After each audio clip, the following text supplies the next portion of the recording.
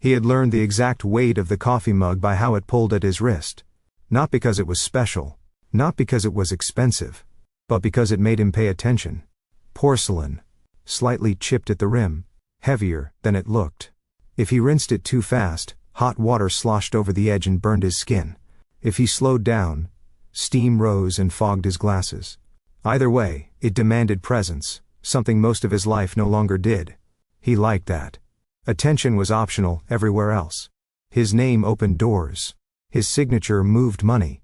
People anticipated his needs before he spoke them. Nothing asked him to slow down. Except this mug. That morning, he rinsed it twice. He didn't know why.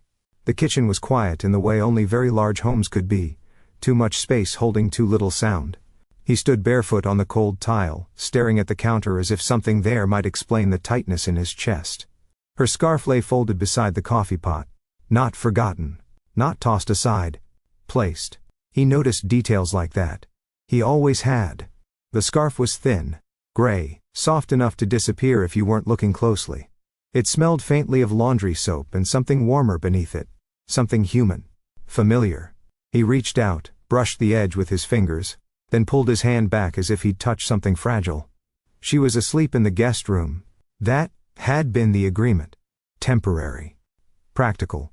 An accident they'd both laughed about too loudly. Fiancée. The word echoed in his mind, absurd and sharp at the same time. Like a dare he hadn't meant to accept. Like a truth that had slipped out before he could decide whether he believed in it. He had said it without thinking. That was the problem. People often assumed his life was carefully calculated. That every word, every move, every relationship was strategic. But the truth, the one he rarely examined, was that the most important things in his life tended to happen when he wasn't paying attention. Especially the things he was afraid to want. He stared at the mug again, water dripping slowly from its rim, and wondered when exactly things had shifted. When pretending had started to feel heavier than honesty. When accidental had become a shield instead of a joke. Because somewhere deep inside him, beneath the rehearsed confidence, beneath the curated stories about success, he knew this much. You don't accidentally rinse a mug twice. And you don't accidentally let someone sleep under your roof without it meaning something. Have you ever caught yourself doing something small, something ordinary, and realized it revealed more about your heart than you were ready to admit? Have you ever stayed quiet in someone's life because being undefined felt safer than being rejected? Because this story isn't about a billionaire. It's about what happens when someone hides behind convenience. And mistakes silence for safety. And what happens when someone else finally refuses to be accidental. If stories that explore real emotions, real mistakes, and real growth speak to you, take a second to like this video and subscribe. You're not alone, and stories like this deserve to be told. He dried his hands slowly, pressing the towel into his palms longer than necessary, as if friction might anchor him. The clock on the wall ticked with the patience of something that had never had to choose. Morning light cut across the kitchen in clean lines, illuminating the counter, the sink, the folded scarf. It all looked arranged, intentional. And yet none of it had been planned. That was the unsettling part. He'd built companies with clearer timelines than this. Mapped futures with contingencies layered so thick they could withstand whole markets collapsing. But the last few weeks had happened in a way that felt unowned. As if he'd been moving through rooms that rearranged themselves after he passed through. He told himself it was temporary. That word had always calmed him. Temporary meant flexible. Temporary meant reversible. Temporary meant nothing had to be decided yet. He poured coffee anyway. Let it sit untouched. The smell filled the kitchen, rich and grounding, but it didn't pull him in. His mind had already drifted down the hall, stopping at the closed door of the guest room. He hadn't meant for it to become this quiet between them. At first, everything had been functional. Almost professional. Agreements stated clearly. Expectations minimal. She had asked practical questions, about schedules, about appearances, about how much of herself she was expected to perform. He'd answered carefully, relieved by the structure. There was safety in roles when you didn't want to reveal yourself. But somewhere along the way, function had softened into familiarity. He remembered the first night she stayed. How she'd stood awkwardly in the doorway of the guest room. One hand on the frame, as if she were afraid crossing the threshold might commit her to something invisible. How she'd thanked him, unnecessarily, for the towels. How her voice had held that careful politeness people use when they don't want to be noticed wanting. He'd wanted to tell her she didn't have to be so careful. He hadn't. The house had felt different since then. Not warmer exactly, more aware. Like it was listening. He picked up the scarf again, this time fully, letting it slide through his fingers. He wondered when he'd started noticing the way she folded things. The way she left spaces exactly as she found them. The way she never asked where to put anything, as if she didn't want to take up room she hadn't been offered. That thought made his chest tighten. He told himself he was overanalyzing. That he was projecting meaning onto gestures because it was easier than confronting what he was avoiding. He was good at that, assigning explanations that allowed him to remain still. Stillness had always been his refuge. Growing up, stillness meant control. It meant watching before speaking, listening before responding. It meant learning how to occupy space, without revealing where it hurt. He'd carried that skill with him into adulthood, polished it until it looked like confidence. People admired him for it. They called him composed, strategic, disciplined. They didn't see the cost. The first time he'd realized how effective that distance was, he'd been young, too young to understand the difference between being wanted and being useful. He'd learned quickly that providing stability earned appreciation, and appreciation could masquerade as affection if you didn't look too closely. That lesson had followed him quietly, shaping relationships that looked solid from the outside and hollowed out the longer you lived inside them. He'd told himself he'd grown out of that. That awareness alone had freed him. But standing there, holding a scarf that wasn't his, he wasn't so sure. A sound from down the hall, a soft shift, a door opening, pulled him back. He froze, ridiculous and alert, like someone caught in the act of thinking too much. He set the scarf down carefully, stepped back as if distance might restore order. She appeared in the doorway a moment later. Her hair was loose, slightly disordered, the way sleep leaves its signature. She wore a sweater he didn't recognize, sleeves pushed up, hands tucked into the cuffs like she wasn't sure what to do with them yet. She paused when she saw him. A brief hesitation passing across her face before she masked it with a polite smile. "Morning," she said. "Morning," he replied. There it was again, that almost space between words, not awkward, not hostile, just cautious, like two people navigating a bridge they hadn't agreed to cross. She moved toward the counter, reaching for a glass. He watched her without meaning to, noticing how she kept a small distance between them, as if closeness required an invitation neither had issued. He wondered when she'd started doing that. Or if she always had, and he was only now paying attention. "You don't have to rush," he said, immediately wishing he hadn't. The words sounded like a directive, even though he'd meant them as reassurance. She nodded anyway. "I wasn't." Silence settled again, heavier this time. He thought about all the things he could say that would keep it safe. Neutral comments about the weather. A question about her plans. Anything that didn't require him to acknowledge the shift he felt but couldn't yet name. Instead, he found himself asking, "Did you sleep okay?" She looked at him then, really looked, as if weighing whether the question was genuine or simply polite. After a moment she said, "Yes. Thank you. Thank you." The words landed with more force than they should have. Gratitude implied imbalance. It implied that this, whatever this was, belonged to him more than it belonged to her. He didn't want that.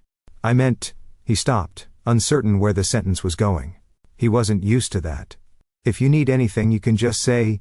She smiled again, softer this time, but there was something guarded in it. "I know." And he realized she did know. That wasn't the problem. The problem was that she'd learned when saying something didn't change the outcome. Learned when it was better to adapt than to ask. Learned when acceptance came more easily if you didn't demand clarity. He saw it then, not all at once but in pieces. In the way she held herself. In the way she listened more than she spoke. In the way she never assumed permanence, even when it was offered casually. He had called her accidental. At the time, it had felt harmless. A way to acknowledge the absurdity of the situation without committing to the weight of it. But words had a way of settling into places you didn't intend. Of becoming frameworks people lived inside. He wondered what she heard when he said it. He wondered what she told herself it meant. She finished her water, set the glass down, and turned toward the hall. "I'm going to get ready," she said. "We should probably leave in an hour." "Right," he said. "Of course." She hesitated just briefly, as if there were something else hovering at the edge of the moment. Then she nodded and walked away. The door closed softly behind her. He stood there long after, listening to the quiet return to its earlier shape. The house felt larger again. Emptier. He picked up the coffee mug, finally took a sip. It had gone lukewarm. As he set it down, one thought surfaced, uninvited and insistent. Somewhere along the way, he had started treating her presence like something that happened to him, rather than something he was choosing. And he wasn't sure how much longer that distinction would hold. Because accidents didn't ask for accountability, but people did. And for the first time in longer than he could remember, he felt the subtle, unmistakable pressure of a decision forming, quietly, persistently, just beneath the surface of his carefully managed life. By the time they were in the car, the morning had rearranged itself into something familiar enough to feel safe again. Schedules restored order, traffic required attention. The driver's presence created distance. He settled into the back seat with the practiced ease of someone used to being transported rather than moving. The city unfolded beyond the tinted glass, sharp lines and muted colors sliding past without asking anything of him. She sat beside him, hands folded in her lap, gaze fixed forward. He told himself this was what normal looked like. Two people sharing space without friction. No conflict.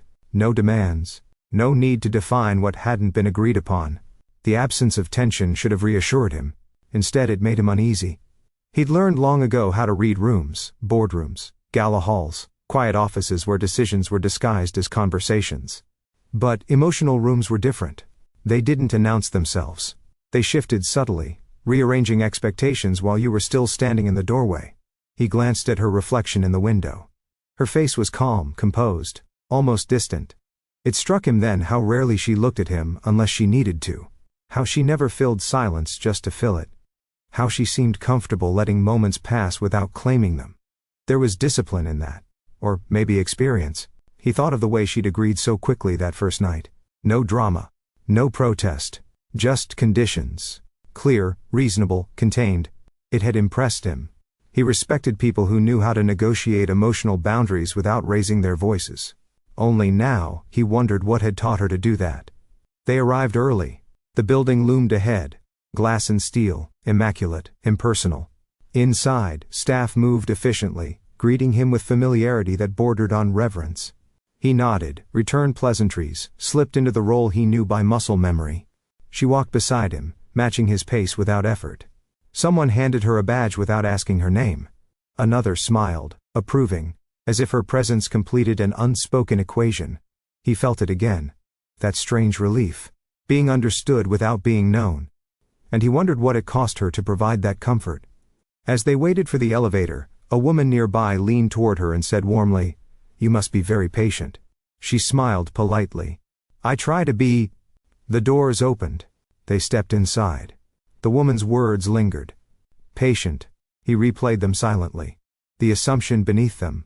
That patience was a virtue required of her role. That accommodation was expected.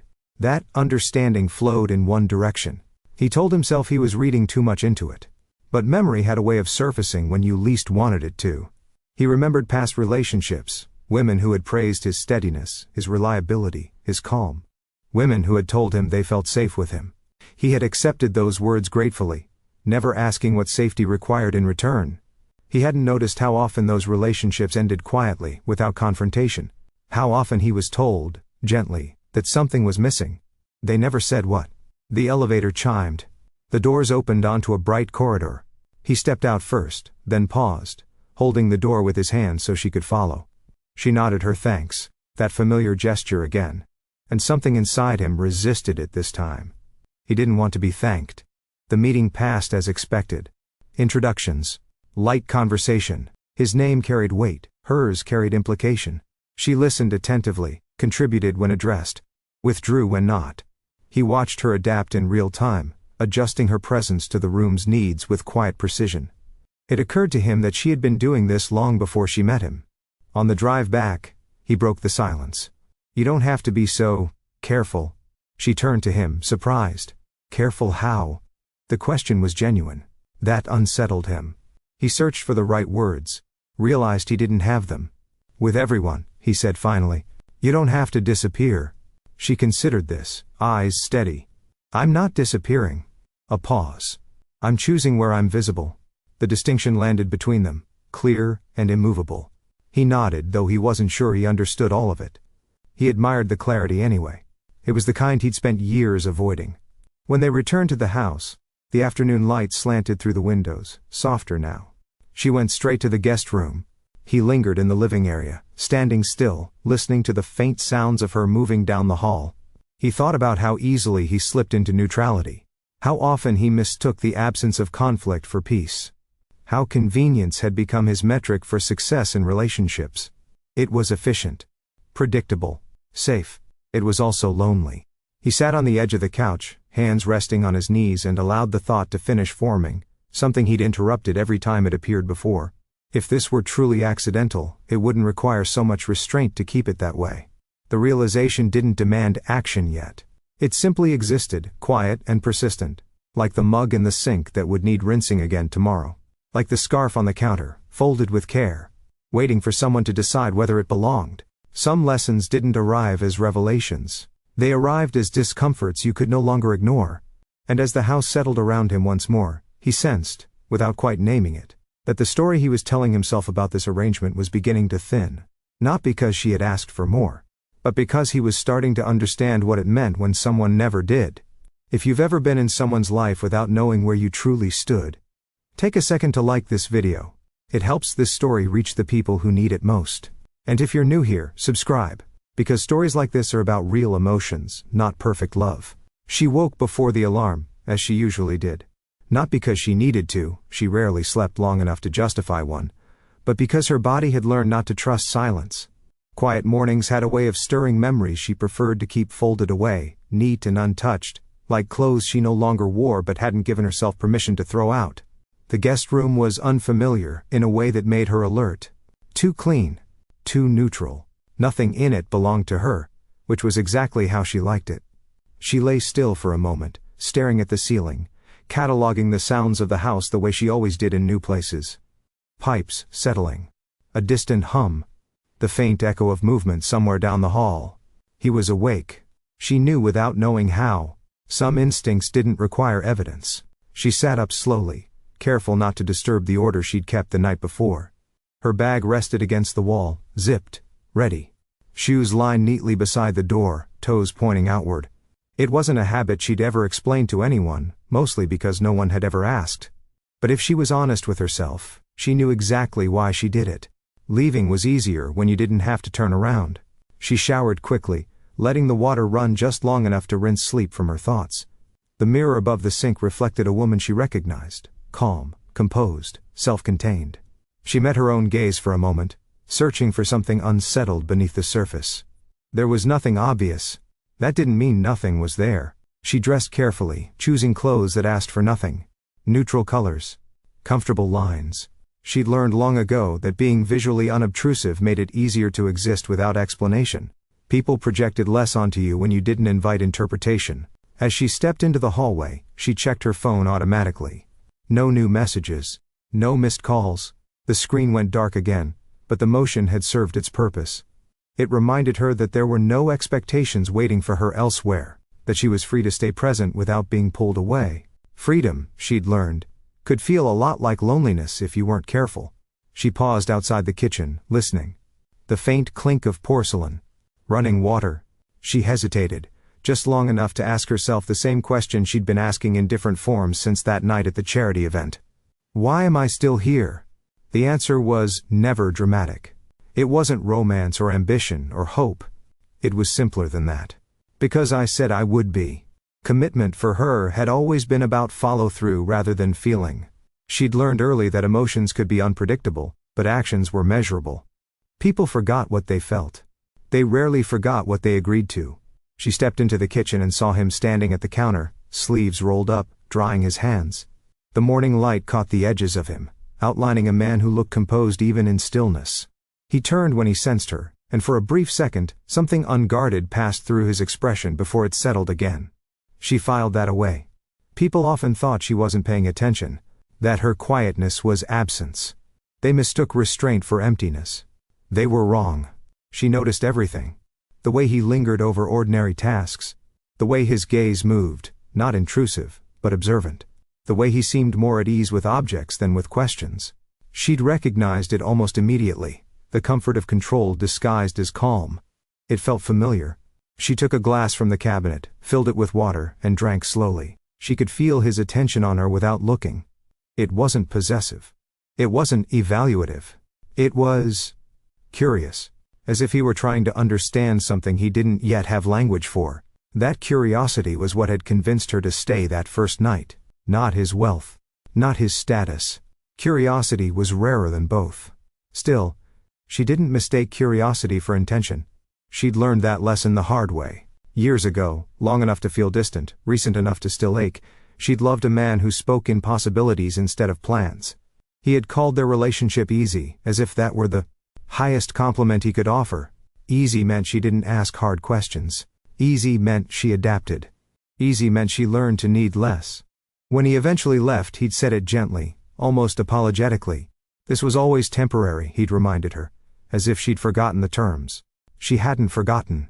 She just hoped words might eventually grow into something sturdier. They hadn't. Standing in this kitchen now, she felt the echo of that old restraint rise instinctively.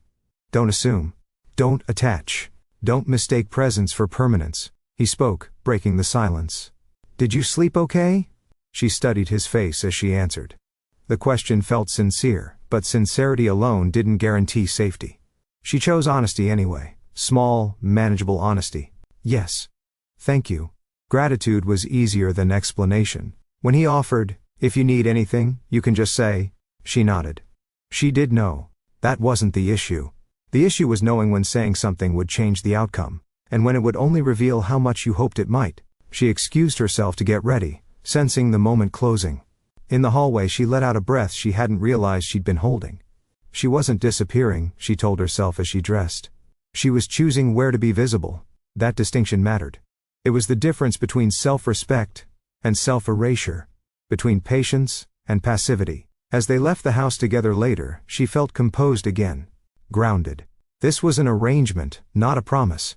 A role she understood how to perform, and she would perform it well, because that was who she was. Still, as the car pulled away and the house receded behind them, a quieter thought surfaced. One she didn't push away, but didn't welcome either. It isn't wrong to want more. The danger, she knew, wasn't wanting. The danger was staying where wanting had no language. She straightened her posture, fixed her gaze forward, and prepared herself for the day. Whatever this was, she would meet it with the same discipline she'd learned to survive with. Carefully. Quietly. On her own terms. She had learned long ago how to listen without reacting. It wasn't a skill she'd set out to develop. It came the way most defenses did, quietly over time, built from moments where responding honestly had only complicated things. Listening allowed her to stay present without revealing where she stood. It gave her time to decide what something meant before it decided for her. The car moved smoothly through traffic. He spoke occasionally. About logistics, about timing, about the kind of surface-level details that filled space without demanding depth. She answered when necessary, nodded when appropriate, let silence return when it felt complete. He glanced at her once, then again, as if trying to read something she hadn't written out loud. She wondered if he realized how often people did that, waiting for her to supply emotional context they didn't want to ask for directly. It had happened in meetings, in friendships, in relationships that never quite named themselves. People assumed her quiet meant flexibility, that her calm meant agreement. She had spent years correcting that assumption internally without ever challenging it aloud. The building they arrived at was impressive in the way wealth often was. Clean lines, glass surfaces, confidence embedded into architecture. Inside, everything worked seamlessly. People greeted him by name. Doors opened before they reached them. Expectations hovered in the air, unspoken but understood. She fit into the scene easily. That surprised her at first. She hadn't expected how natural it would feel to move through these spaces, to adjust herself to their rhythm. But adaptation had always been her strength. She could read environments quickly, sense what was required, deliver it without friction. What she couldn't do, what she'd promised herself never to do again, was confuse competence with belonging. As they waited near the elevator, someone smiled at her with the kind of warmth reserved for women assumed to be securely placed. "You must be very patient," the woman said, voice light, approving. The comment landed softly but stayed. She smiled in return. "I try to be." It wasn't a lie. Patience had been necessary. But it hadn't always been voluntary. Inside the elevator she stood quietly, hands folded, replaying the word in her mind. Patient. As if patience were the natural state of women who stood beside men like him. As if endurance were an accessory to status. She glanced at him briefly, then looked away again. She didn't blame him for the assumptions others made. But she wondered, just briefly, whether he ever questioned them. The meeting passed without incident. She listened, observed, contributed when spoken to. She noticed the way he deferred to her subtly in conversation. The way people watched for cues from him before responding to her. She noticed how easily she slipped into the role that had been handed to her without her asking for it. Fiancée. The word echoed in her mind, detached from emotion. More label than truth. She hadn't resisted it at the time. She told herself it was situational. Temporary. A role she could step out of when needed. But labels had a way of sticking to skin. On the drive back when he said, "You don't have to be so careful," she turned to him, genuinely curious. Careful had kept her safe. Careful had kept her employed, respected, unentangled. She didn't know how to be anything else without rehearsing at first. "I'm not disappearing," she said, choosing her words deliberately. "I'm choosing where I'm visible." She meant it. Visibility for her had always come with cost. Once you revealed where you wanted to be seen, you risked discovering whether anyone wanted to look. She had learned that lesson in a quieter life, with fewer resources at stake but more emotion on the line. Back then, she'd been younger, less practiced. She'd believed that consistency could compensate for uncertainty. That showing up repeatedly would eventually turn possibility into promise. It hadn't. Her ex had loved the way she made things easy. He'd said it often, smiling, as if it were a compliment she should treasure. Easy meant she didn't press for clarity. Easy meant she absorbed disappointment without naming it. Easy meant she became an expert at translating her own needs into silence. When he'd finally ended things, it hadn't been abrupt. It had been careful, thoughtful, almost kind. "This was always temporary," he'd said, as if reminding her of a clause she'd agreed to and forgotten. She remembered standing there afterward, stunned, not by the ending, but by how neatly it had been justified. How language had been used to absolve responsibility. How something real had been dismissed as provisional, simply because it hadn't been named with intention. She had promised herself then, that she would never again build a life inside someone else's vagueness. Standing in this man's house now, watching him move through rooms that held no trace of her except the scarf on the counter, she felt the familiar warning stir. Not fear, recognition. She wasn't unhappy. That was the dangerous part. Comfort made it easier to compromise slowly, invisibly. To accept less without realizing you were doing it. She didn't want to be ungrateful. She didn't want to be dramatic. She didn't want to read too much into things that hadn't been defined. But she wanted to be honest with herself. And the truth, quiet, unadorned, was this. She was beginning to feel the edges of something she couldn't pretend was nothing. That didn't mean she expected more. It meant she needed to be careful about what she allowed herself to normalize. As the afternoon settled into evening, she returned to the guest room and sat on the edge of the bed, hands resting in her lap. The room held no history, no expectations.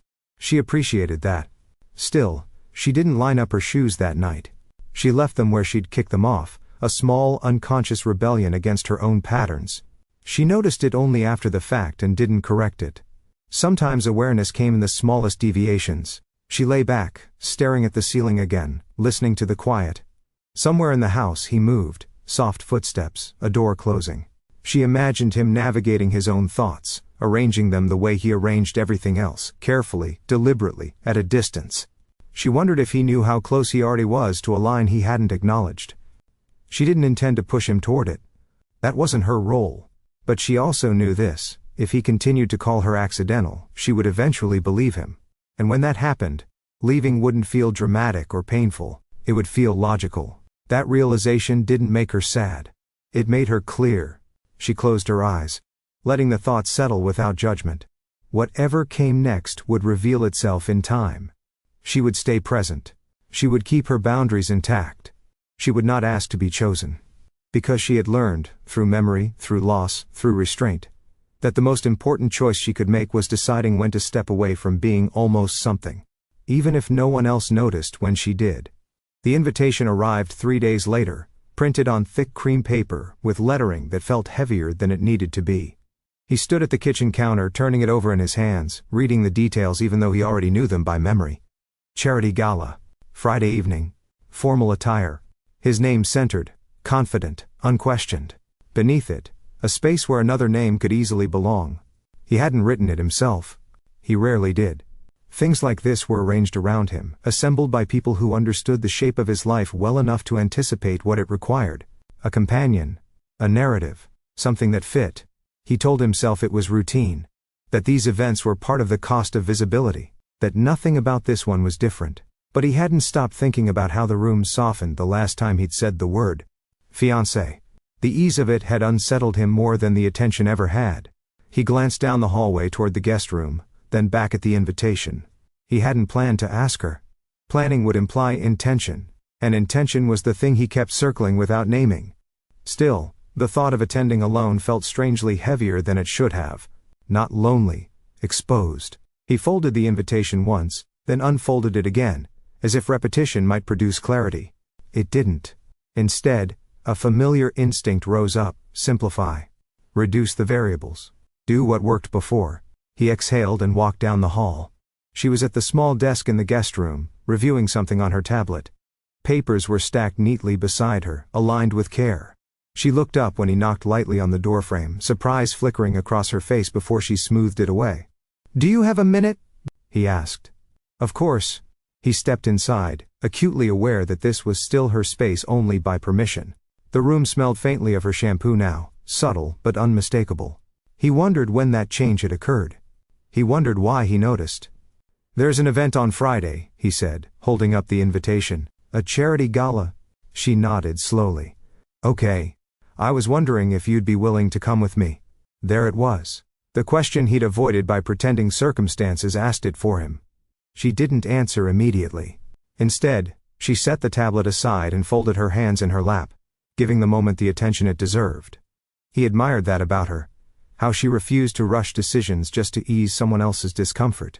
"Is this another situation where assumptions will already be made?" she asked. The question wasn't accusatory. It was precise. He hesitated. Honesty tugged at him, uncomfortable but insistent. "Yes. And how would you introduce me?" The room seemed to hold its breath. He could have answered easily. He could have reused the language that had worked before, the phrase that required no explanation and satisfied everyone listening. He felt it on the tip of his tongue. Familiar and practiced.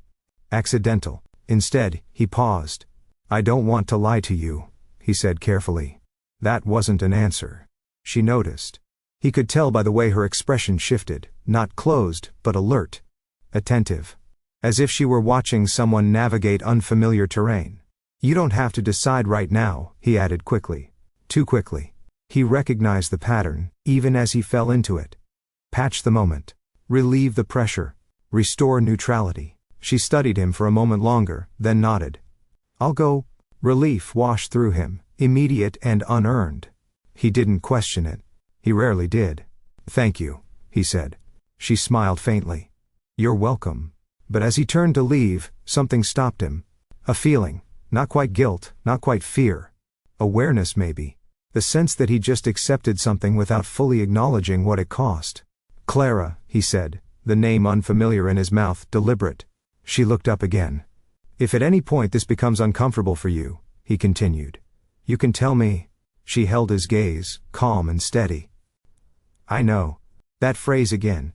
He nodded and left the room, invitation still in hand, feeling as though he'd crossed a threshold he hadn't fully seen. In the kitchen, he set the paper down and stared at it, suddenly aware of how easily his life moved forward without him questioning its momentum. Friday arrived faster than expected.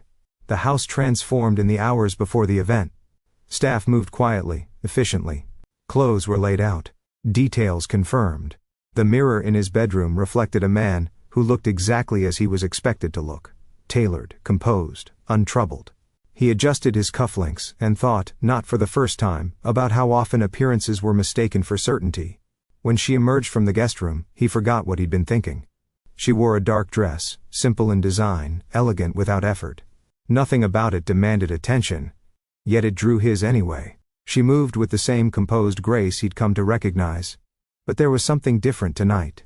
A confidence that felt less restrained, more deliberate. "You look." He stopped himself, searching for a word that wouldn't overshoot the moment. "You look nice." She smiled. "Thank you." They stood there for a beat, the air between them charged with things neither had said. Then he offered his arm, a gesture so automatic he almost missed its significance. She hesitated, then took it. The contact was brief, light, but it sent a ripple of awareness through him that caught him off guard. He'd expected familiarity. Instead, it felt like recognition. In the car, neither of them spoke much. The city lights blurred past, reflections dancing across the glass. He wondered what she was thinking, whether she was bracing herself for the role she was about to play, or whether she'd already compartmentalized it the way he so often did. When they arrived, the building glowed against the night sky, a beacon of wealth and goodwill intertwined. As they stepped inside, conversations paused just long enough to register them. Heads turned. Smiles appeared. And without meaning to, without pausing long enough to decide, he heard himself say it again. "This is my fiancée." The words settled into the room like a key turning in a lock. The response was immediate. Warmth. Approval. Ease. He felt it, the familiar relief. Followed closely this time by something else. Clara's hand tightened briefly around his arm. So briefly, no one else would notice. But he did. And in that instant, as people leaned in, congratulated them, welcomed them into a story they assumed was already written, he understood something he'd been avoiding since the beginning. The word had power. And power, once used, demanded responsibility, whether you intended it to or not. The room accepted them immediately. That was the thing about certain words. They smoothed edges before questions could form. People smiled wider, voices softened. Assumptions aligned themselves neatly into place. No one asked how long. No one asked how. The label did the work for them. Clara felt it the moment it happened. Not the word itself, she'd heard it before, but the shift that followed. The subtle recalibration of space. How strangers leaned closer. How their eyes lingered with approval instead of curiosity. She had stepped into a version of herself that required no explanation, and everyone seemed grateful for it, including him. She didn't look at Ethan right away. She didn't need to. She knew the expression he would be wearing, the composed ease, the faint smile that suggested confidence without arrogance. The face he wore when things went according to expectation. Her hand remained looped through his arm, light but steady.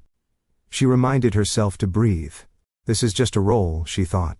Just an evening. Just another agreement being honored. They moved through the space together, stopping when people greeted them, pausing when conversations demanded it. She responded politely, warmly, offering just enough of herself to be received without being examined.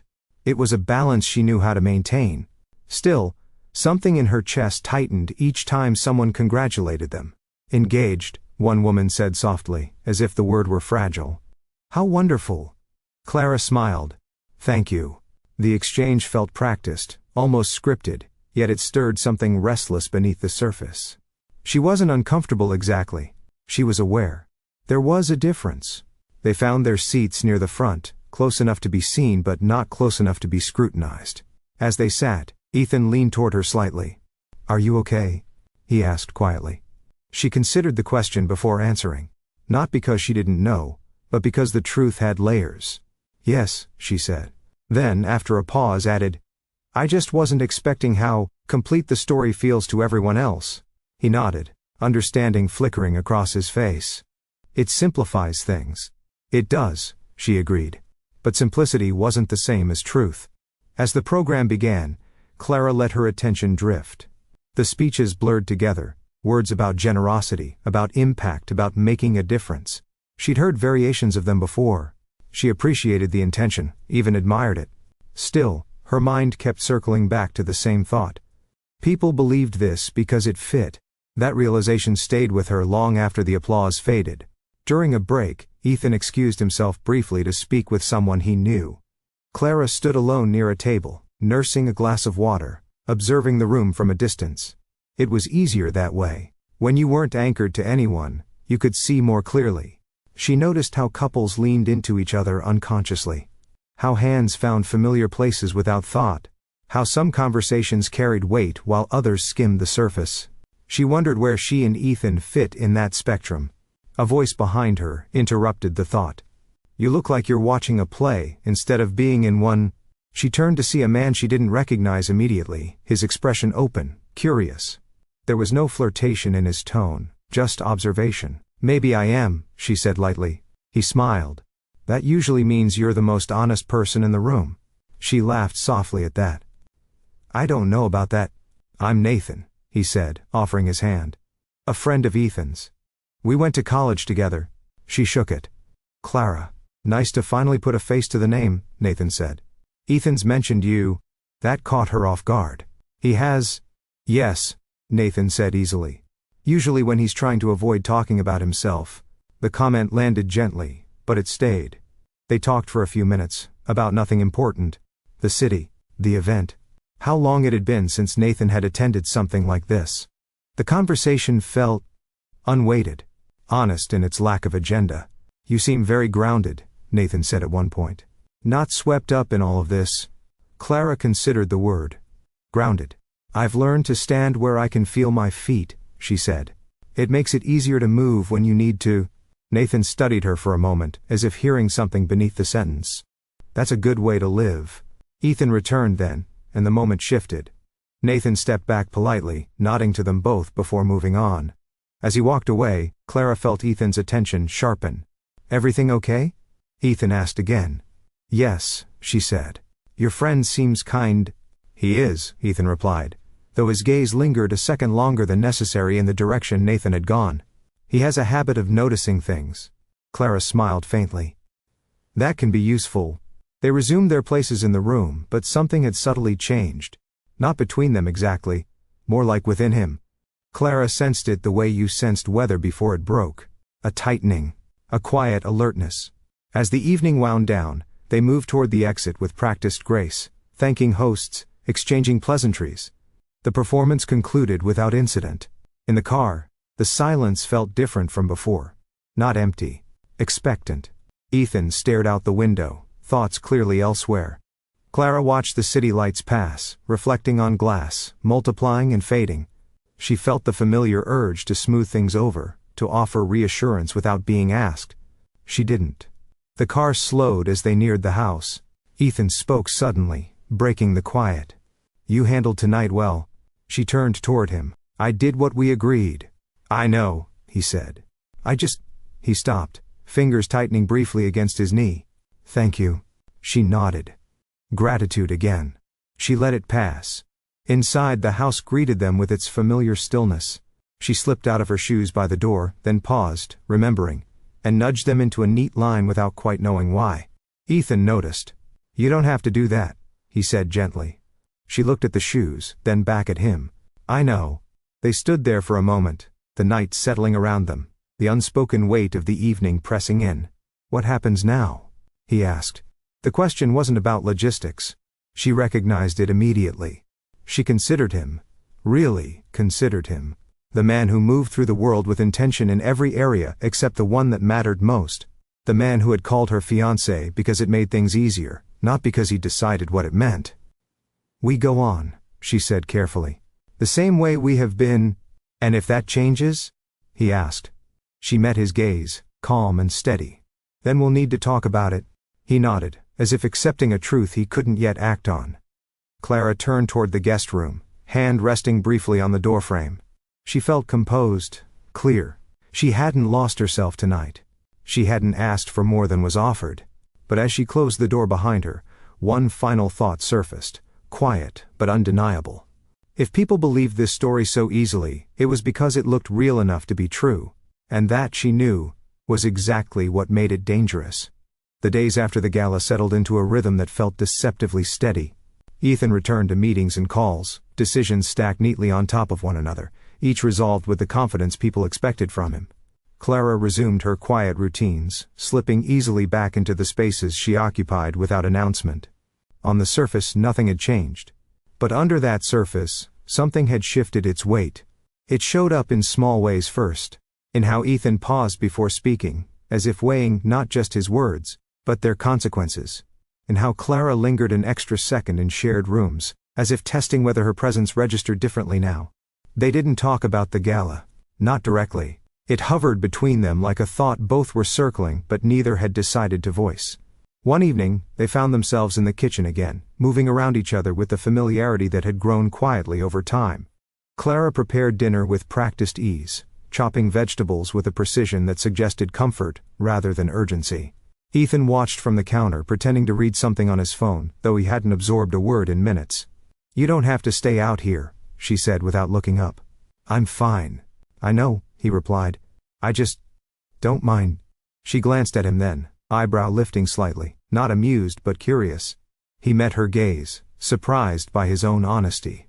Cooking had become one of the few moments where silence didn't feel loaded. The sounds filled the space naturally, the rhythm of the knife, the sizzle of oil, the quiet clink of utensils. Ethan found himself drawn into it, the ordinariness grounding in a way he hadn't anticipated. "You do this well," he said. She shrugged lightly. "It's something you can control. If you follow the steps, it usually turns out the way you expect." "Usually?" he echoed. She smiled faintly. "Life doesn't always follow instructions." The comment lingered. Ethan leaned back against the counter, considering it. He'd built a life around systems that responded predictably to effort. Work rewarded discipline. Strategy produced outcomes. Even failure followed patterns you could study and improve upon. Relationships had never fit that model. He watched Clara move, noticing how she adjusted instinctively when something needed attention. How she tasted, corrected, refined. There was intention in her actions, but no rigidity. She adapted without frustration.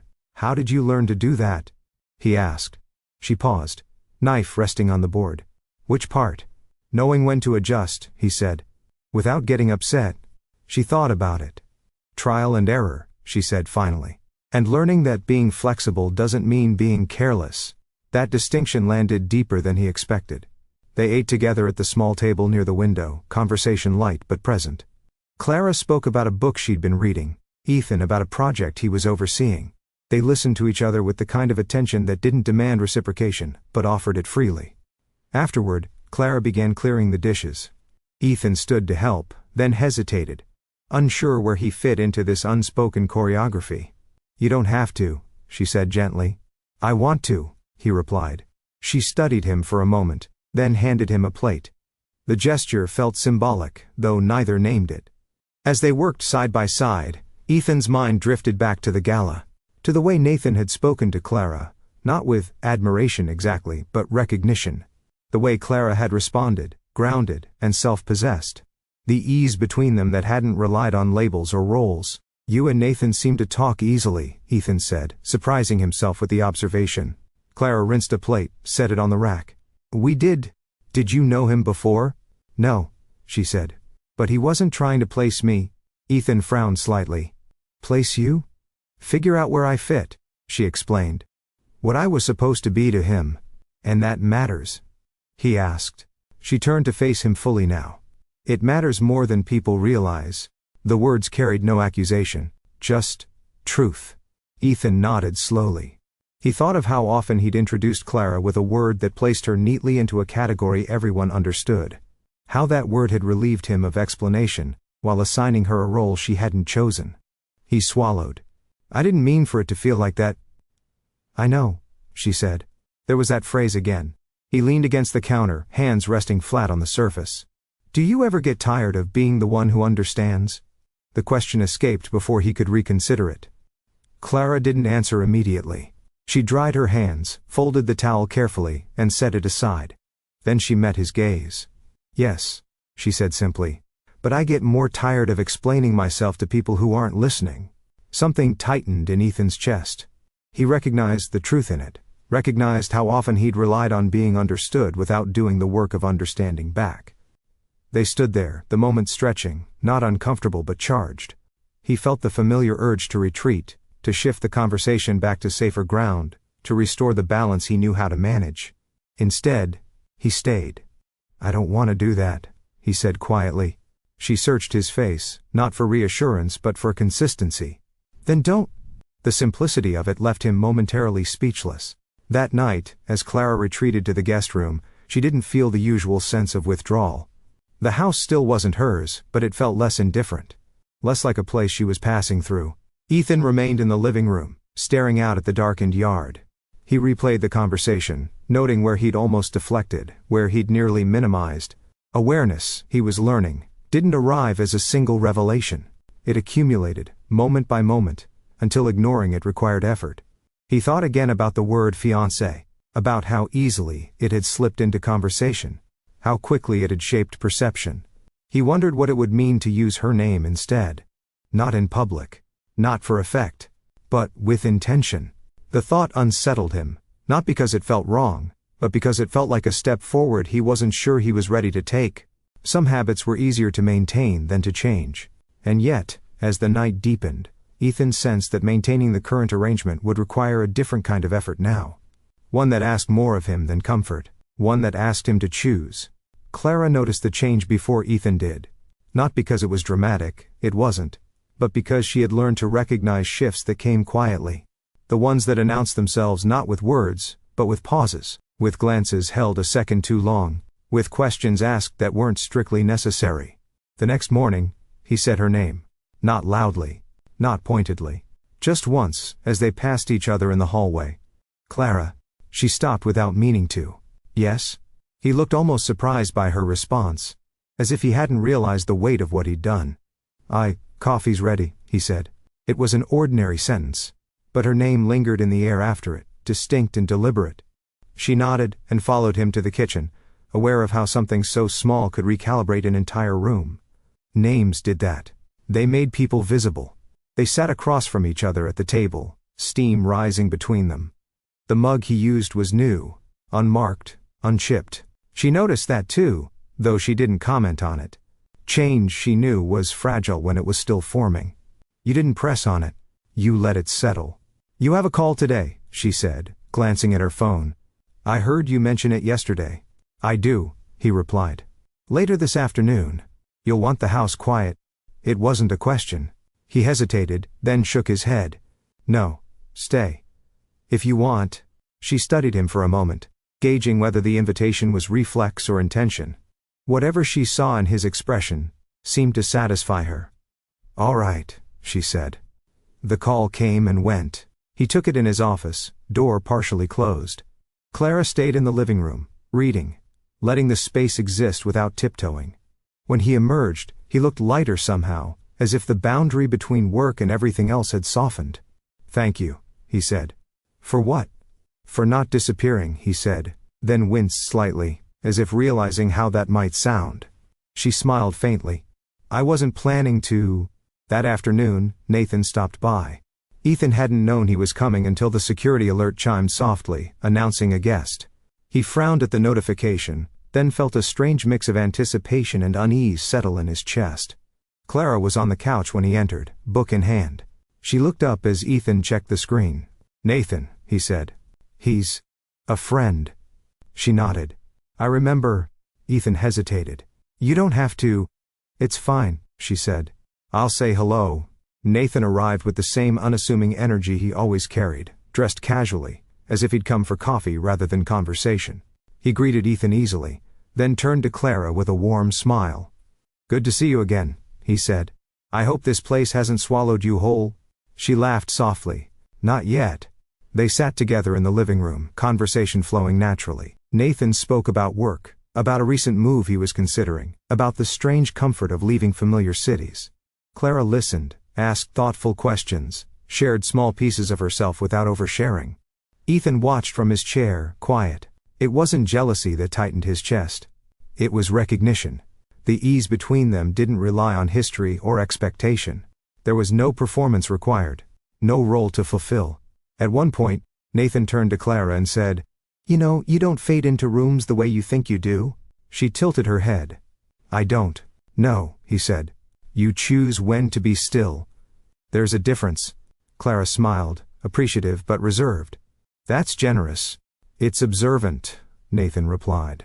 Ethan shifted, something inside him sharpening. He realized, with an uncomfortable clarity, that Nathan was seeing parts of Clara he hadn't fully acknowledged, not because they were hidden, but because he hadn't looked closely enough. After Nathan left, the house felt quieter than before. Ethan stood near the window, watching his friend's car disappear down the drive. Clara remained on the couch, closing her book slowly.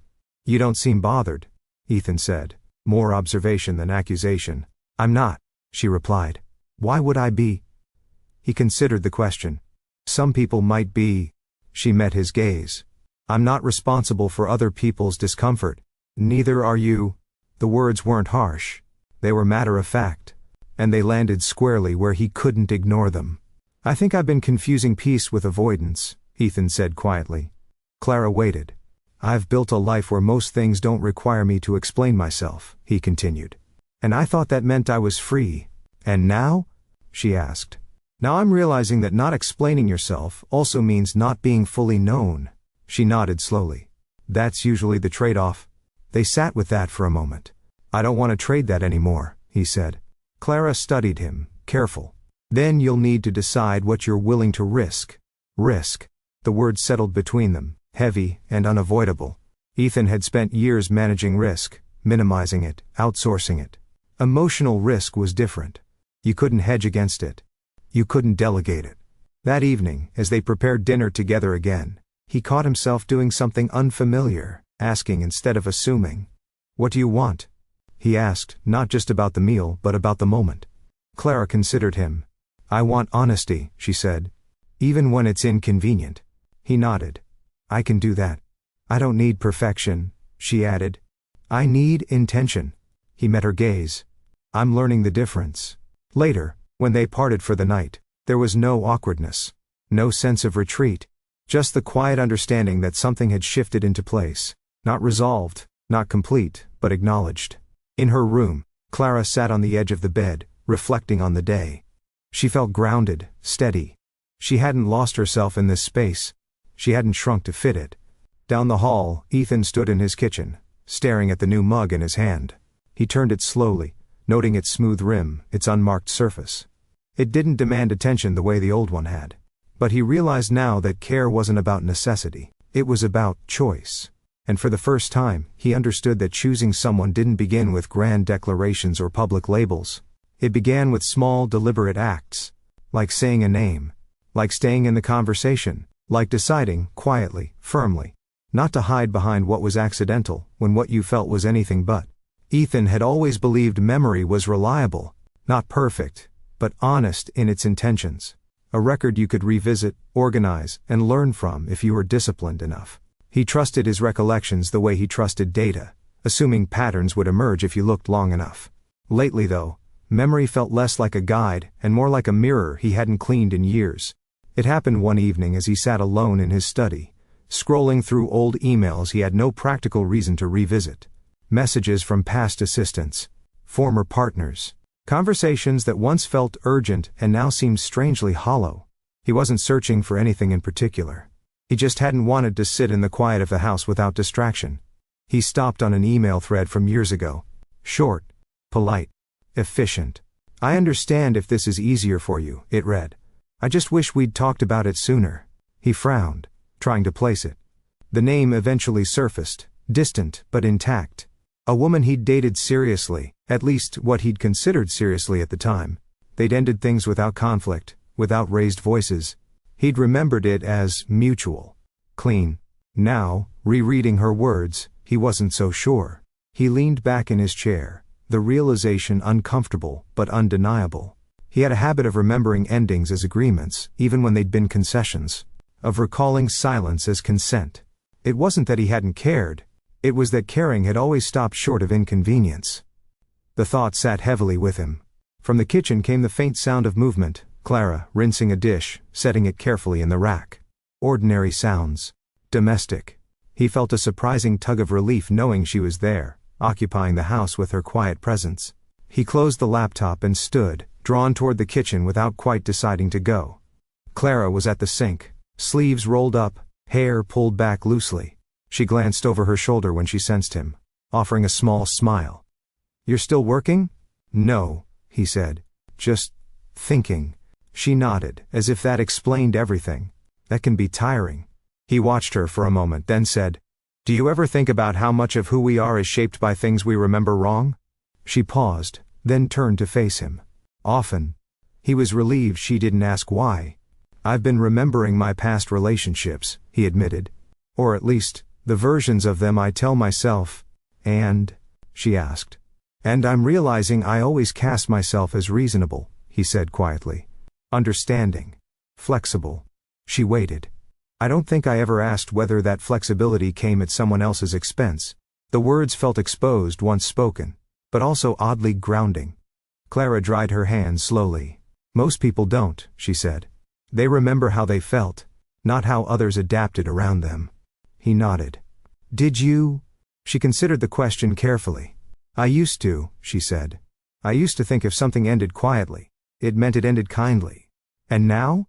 Now I know quiet endings can still leave noise behind, she replied. It just takes longer to hear it. They stood there, the kitchen light warm around them, the house holding its breath. Ethan thought of how easily he'd labeled things temporary. How memory had smoothed over discomfort until it looked like intention.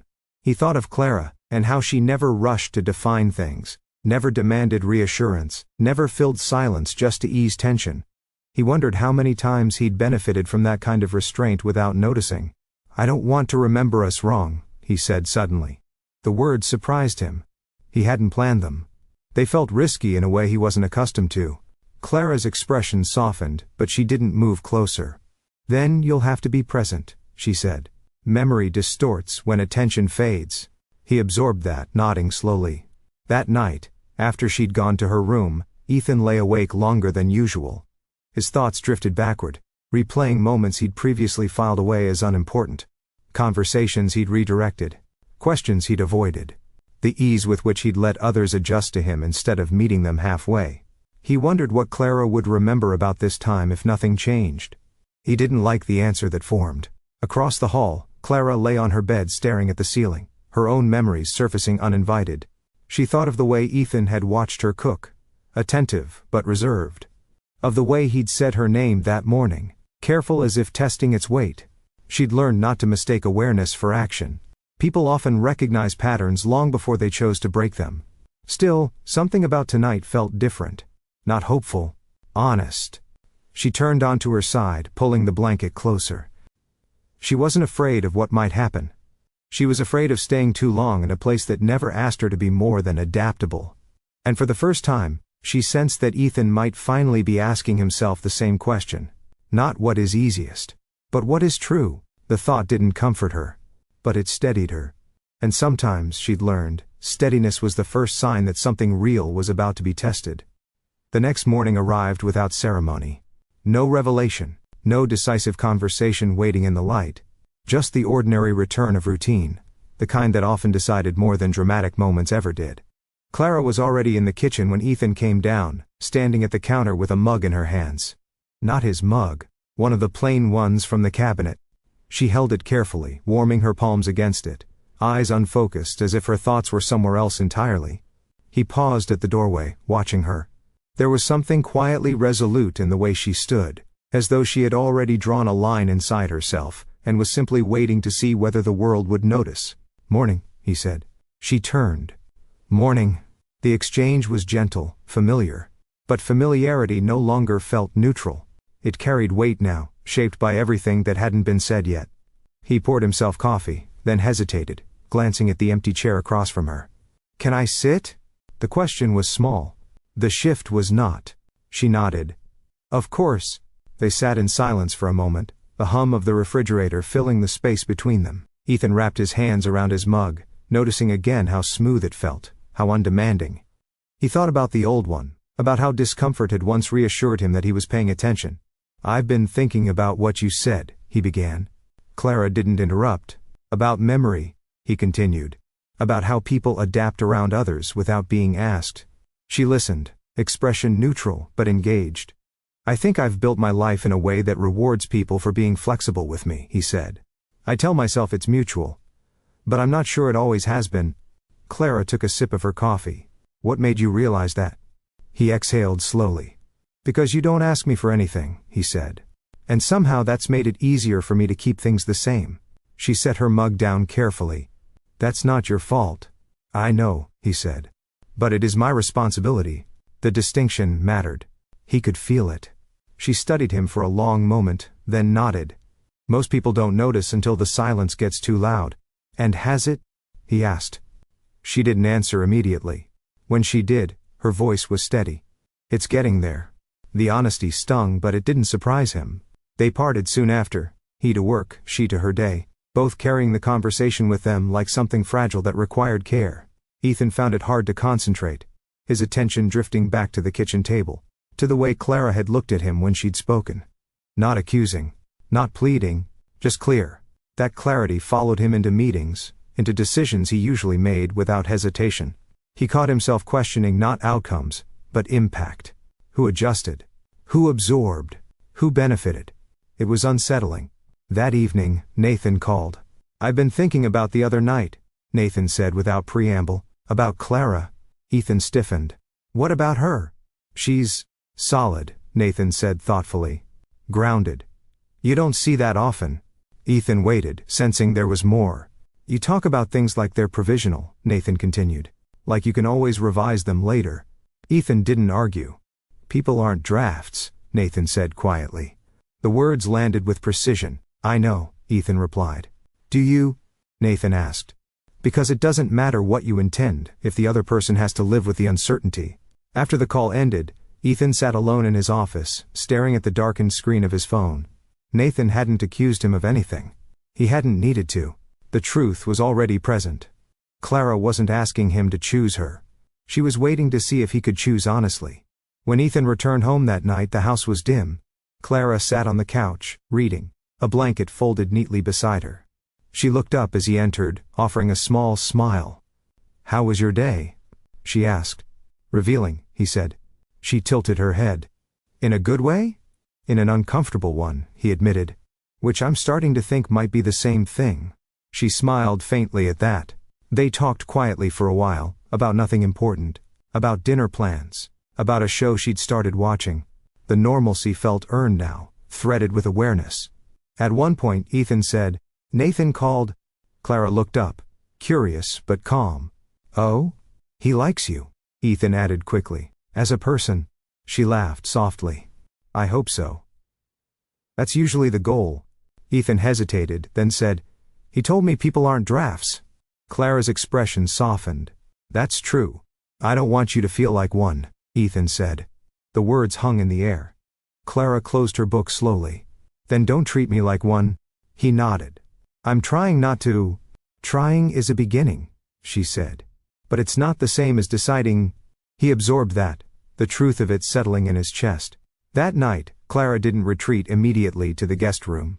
She stayed in the living room longer, watching something light and forgettable on television. Ethan sat nearby, not too close, not too far. They weren't touching. But they weren't distant either. And in that quiet, shared space, Ethan realized something he hadn't expected. The uncertainty he'd been avoiding wasn't coming from Clara. It was coming from him. From the part of himself that feared choosing because choice made consequences permanent. Clara turned off the television eventually and stood. "I'm going to head to bed." He nodded. "Good night, Clara." She paused at the sound of her name, then smiled. "Good night, Ethan." The door closed softly behind her. Ethan remained on the couch, staring at the blank screen. He felt the familiar pull of control, of neutrality, of letting things remain undefined. And for the first time he understood that neutrality wasn't kindness. It was avoidance. And avoidance, he was learning, carried its own kind of damage, quiet, cumulative, and far more lasting than conflict ever was. The question forming inside him wasn't whether things would change. It was whether he would let them. And whether he would do it in time. If you're still here, it means this story is speaking to you. Don't forget to subscribe, because what comes next will challenge what comfort really means in love, and what it costs to keep avoiding the truth. The second time he said it, he smiled. That was what made it worse. It happened at a smaller gathering. Nothing formal, nothing that required choreography. Just a dinner hosted by one of his partners, the kind where people loosened their posture and spoke more freely because the stakes felt lower. Clara had almost declined. Not because she didn't want to go, but because something in her had grown cautious in the days leading up to it. A quiet awareness had settled into her bones, the sense that this version of comfort carried expectations she hadn't agreed to. But she went anyway. Commitment, for her, had never been about enthusiasm. It had been about integrity. She had said she would show up, and she did. The room was intimate, warmly lit, conversations overlapping without urgency. People greeted Ethan with familiarity, nodded politely at Clara, then smiled wider when the context filled itself in. And before she could brace for it, before she could decide whether to interrupt or let it pass, he said it. "This is my accidental fiancé." The word landed lightly, almost playfully. Laughter followed. Soft, indulgent. Someone made a joke. Someone else raised a glass. The moment passed quickly, absorbed into the evening like it had never mattered. Except it had. Clara smiled when required. She always did. But something inside her closed. Not dramatically, not painfully, just decisively. Like a door shut gently but firmly, locking without noise. Accidental. She turned the word over in her mind, examining it from all sides. How easily it relieved him of intention. How neatly it framed her presence as circumstance rather than choice. How it allowed everyone, including him, to enjoy the benefits of closeness without the accountability of meaning. She didn't say anything. She didn't need to. Silence had become her language long ago. Ethan didn't notice right away. He was still riding the ease of the room, the way things flowed when expectations were met without explanation. But as the night unfolded, something felt off. Clara laughed less. Spoke only when addressed. She remained beside him, but not with him. Distance, he was learning, didn't require space. It required absence. On the drive home, the silence was heavier than usual. Ethan glanced at her once, then again, unsettled by how composed she looked. Not distant, resolved. "You were quiet tonight," he said finally. She nodded. "I didn't have much to add. That's not like you." She turned to look at him, expression calm. "You don't actually know what I'm like." The words weren't sharp. They didn't need to be.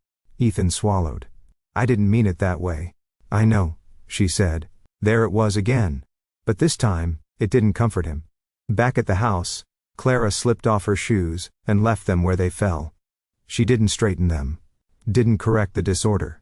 The small rebellion went unnoticed, but it mattered to her. Ethan followed her into the kitchen, tension building quietly in his chest. "About earlier," he began. She turned to face him, attentive but guarded. "Yes? I shouldn't have said it like that." "Like what?" she asked. He hesitated. "Like a joke." She nodded slowly. "Then, why did you?" The question wasn't accusatory. It was investigative. "I think." He stopped, frustration flashing briefly across his face. "I think I'm afraid that if I don't keep it light, it becomes something I have to define." "And if you define it?" she asked. He didn't answer right away. Clara waited, patient but no longer accommodating. "If you define it," she continued, "then you risk being wrong, or changing your mind, or having to explain why." "Yes," he said quietly. "And calling it accidental," she said, "lets you enjoy the closeness without standing inside the decision."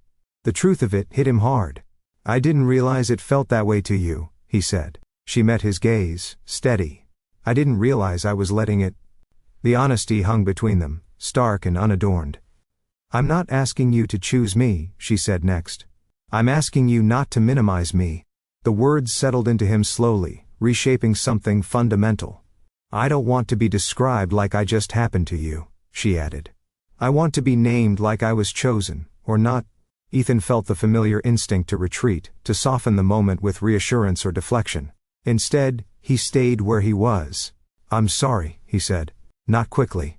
Not automatically. "I didn't think about what that word took from you." She nodded. "Most people don't." Silence followed. Not the comfortable kind, but the necessary one.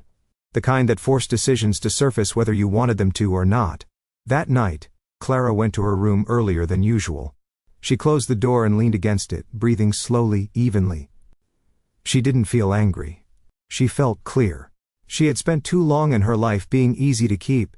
Ethan remained in the kitchen long after, staring at the counter, the scarf no longer there. He replayed the evening, the smile he'd worn, the word he'd used so lightly. Accidental. He understood now why it felt safer than honesty. Because honesty required him to step forward. And for the first time he wasn't sure whether he had the courage to do it before she stepped away instead. Clara woke the next morning with a sense of completion she hadn't expected. Not relief. Not sadness. Just the calm that came when a decision finished forming inside you, even if you hadn't acted on it yet. She lay still for a few moments, listening to the house breathe around her. It felt less like a place she was borrowing now, more like a place she was evaluating. That difference mattered. She dressed without hurry, choosing clothes that felt like herself rather than the role she'd been wearing lately. Comfortable. Neutral. Honest.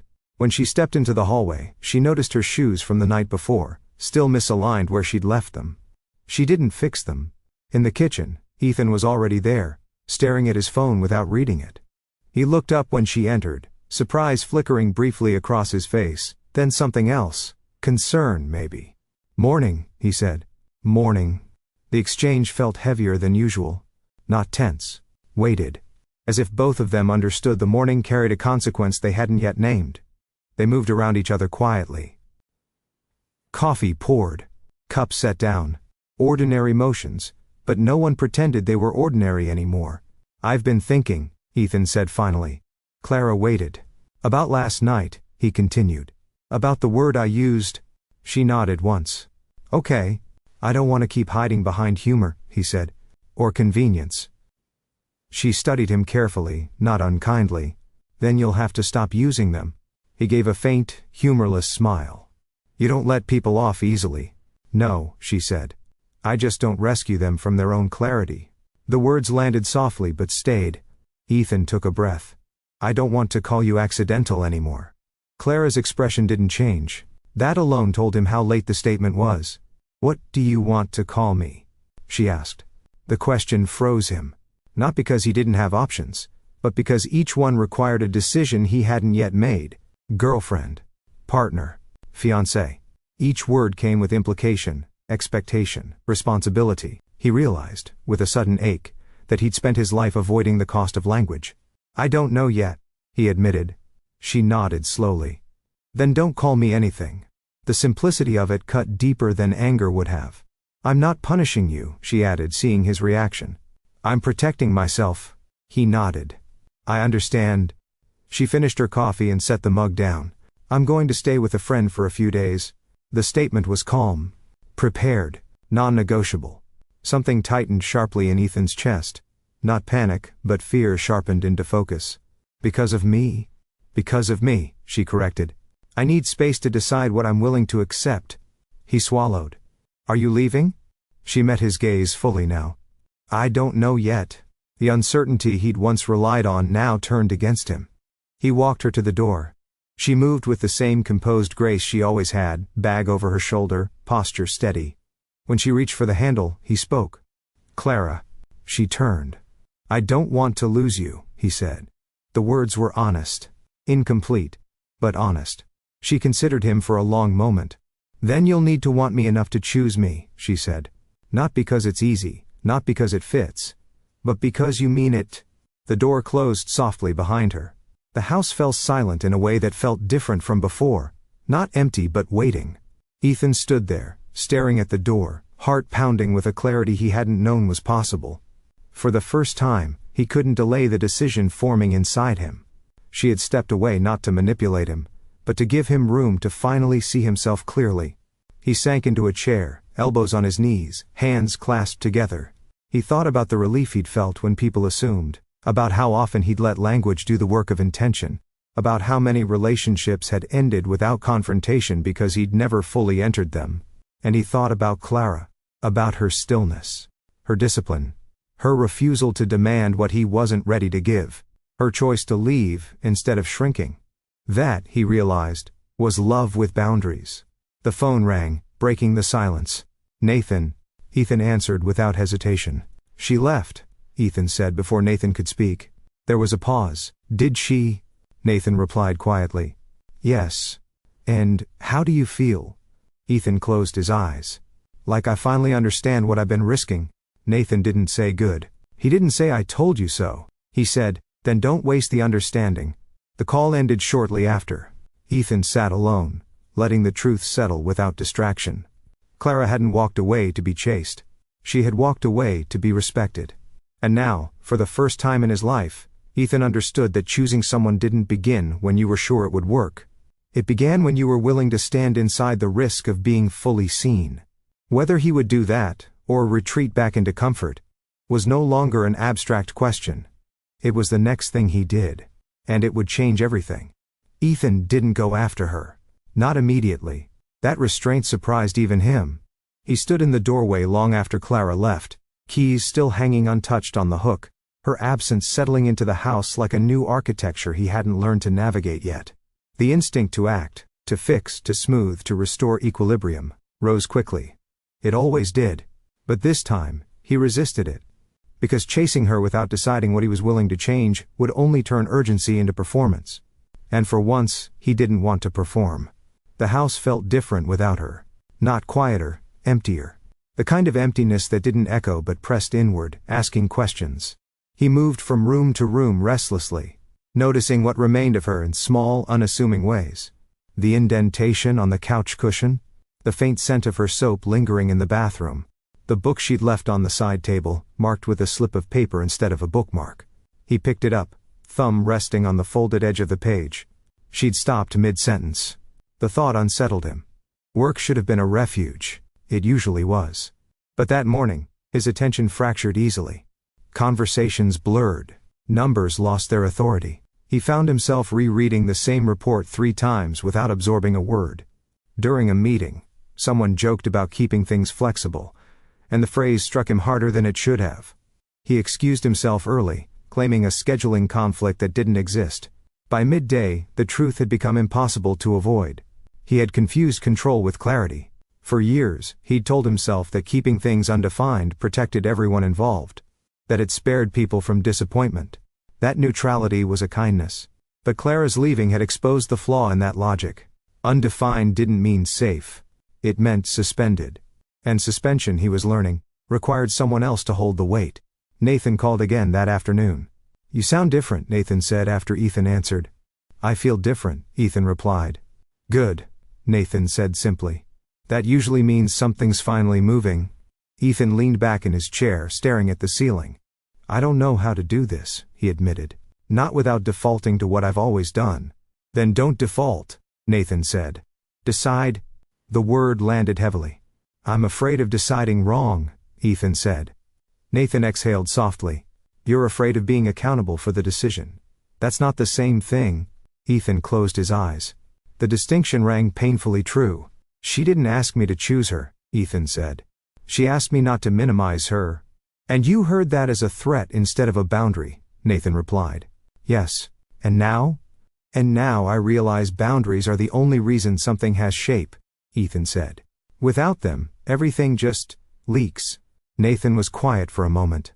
"You know," he said finally, "I ran toward her the other night because I saw someone who had already done the work you're avoiding." Ethan stiffened. "You ran toward her?" "Yes," Nathan said, unapologetic. "Not to take her from you. To remind her she didn't need to earn clarity by being patient." Ethan absorbed that, shame and gratitude twisting together. "She didn't ask you to run," Ethan said. "No," Nathan agreed. "But she deserved to be met." The call ended shortly after. That evening, Ethan returned home alone. The house greeted him with its familiar stillness, but it no longer soothed him. He stood in the kitchen, staring at the counter where Clara's scarf had once rested. He realized then that the scarf had never been about warmth. It had been about intention. She'd placed it there, not forgotten it. Left a mark without claiming space. A quiet test he'd failed to notice until it was gone. He opened a cabinet, took out the old mug, the chipped one he'd replaced weeks ago, and held it in his hands. The weight felt different now. Not grounding. Avoidant. He set it down firmly and reached for his phone. He didn't call her. Instead, he opened a blank note and began to write. Not messages to send, not explanations to offer, but truths he could no longer afford to edit. He wrote about his fear of naming things, because names made endings visible. About how he'd learned to survive by staying one step removed. About how comfort had become his currency, and how much it had cost the people who loved him. He didn't justify. He didn't soften. When he finished, he sat back, heart racing. For the first time, he wasn't rehearsing what to say to her. He was deciding who he would be whether she returned or not. That night, Ethan slept poorly. His dreams were crowded with conversations he'd never finished, doors he'd never opened. When he woke before dawn, the decision was already there, fully formed. Not dramatic. Inevitable. He showered, dressed simply, and left the house without calling his driver. He drove himself through quiet streets, the city just beginning to stir. His destination wasn't her friend's place, he didn't know the address. It was Nathan's. Nathan opened the door in sweats, blinking in surprise. "You look like hell," he said. Ethan nodded. "I think that's progress." Nathan stepped aside, letting him in. Then sit down, he said. Tell me what you've decided. Ethan took a breath. I'm going to choose her, he said. Not with labels, not with performance. With behavior. Nathan studied him closely. And if she doesn't come back? Ethan swallowed. Then I'll still live differently. Nathan nodded once. That's the first real decision you've told me about. Ethan sat there, the weight of it settling in. Not heavy but solid. He knew clarity didn't guarantee outcomes. He knew intention didn't erase harm already done. But he also knew this. For the first time, he wasn't waiting for circumstances to decide for him. He was stepping forward. And whether Clara chose to meet him there or not, the man who had hidden behind the word accidental was finally beginning to leave that version of himself behind. Clara didn't tell her friend she was leaving for good. She didn't tell herself that either. She arrived with a single bag, light enough to carry without effort, heavy enough to remind her she was choosing something deliberate. Her friend welcomed her without questions, the way people do when they understand that explanations will come later, or not at all.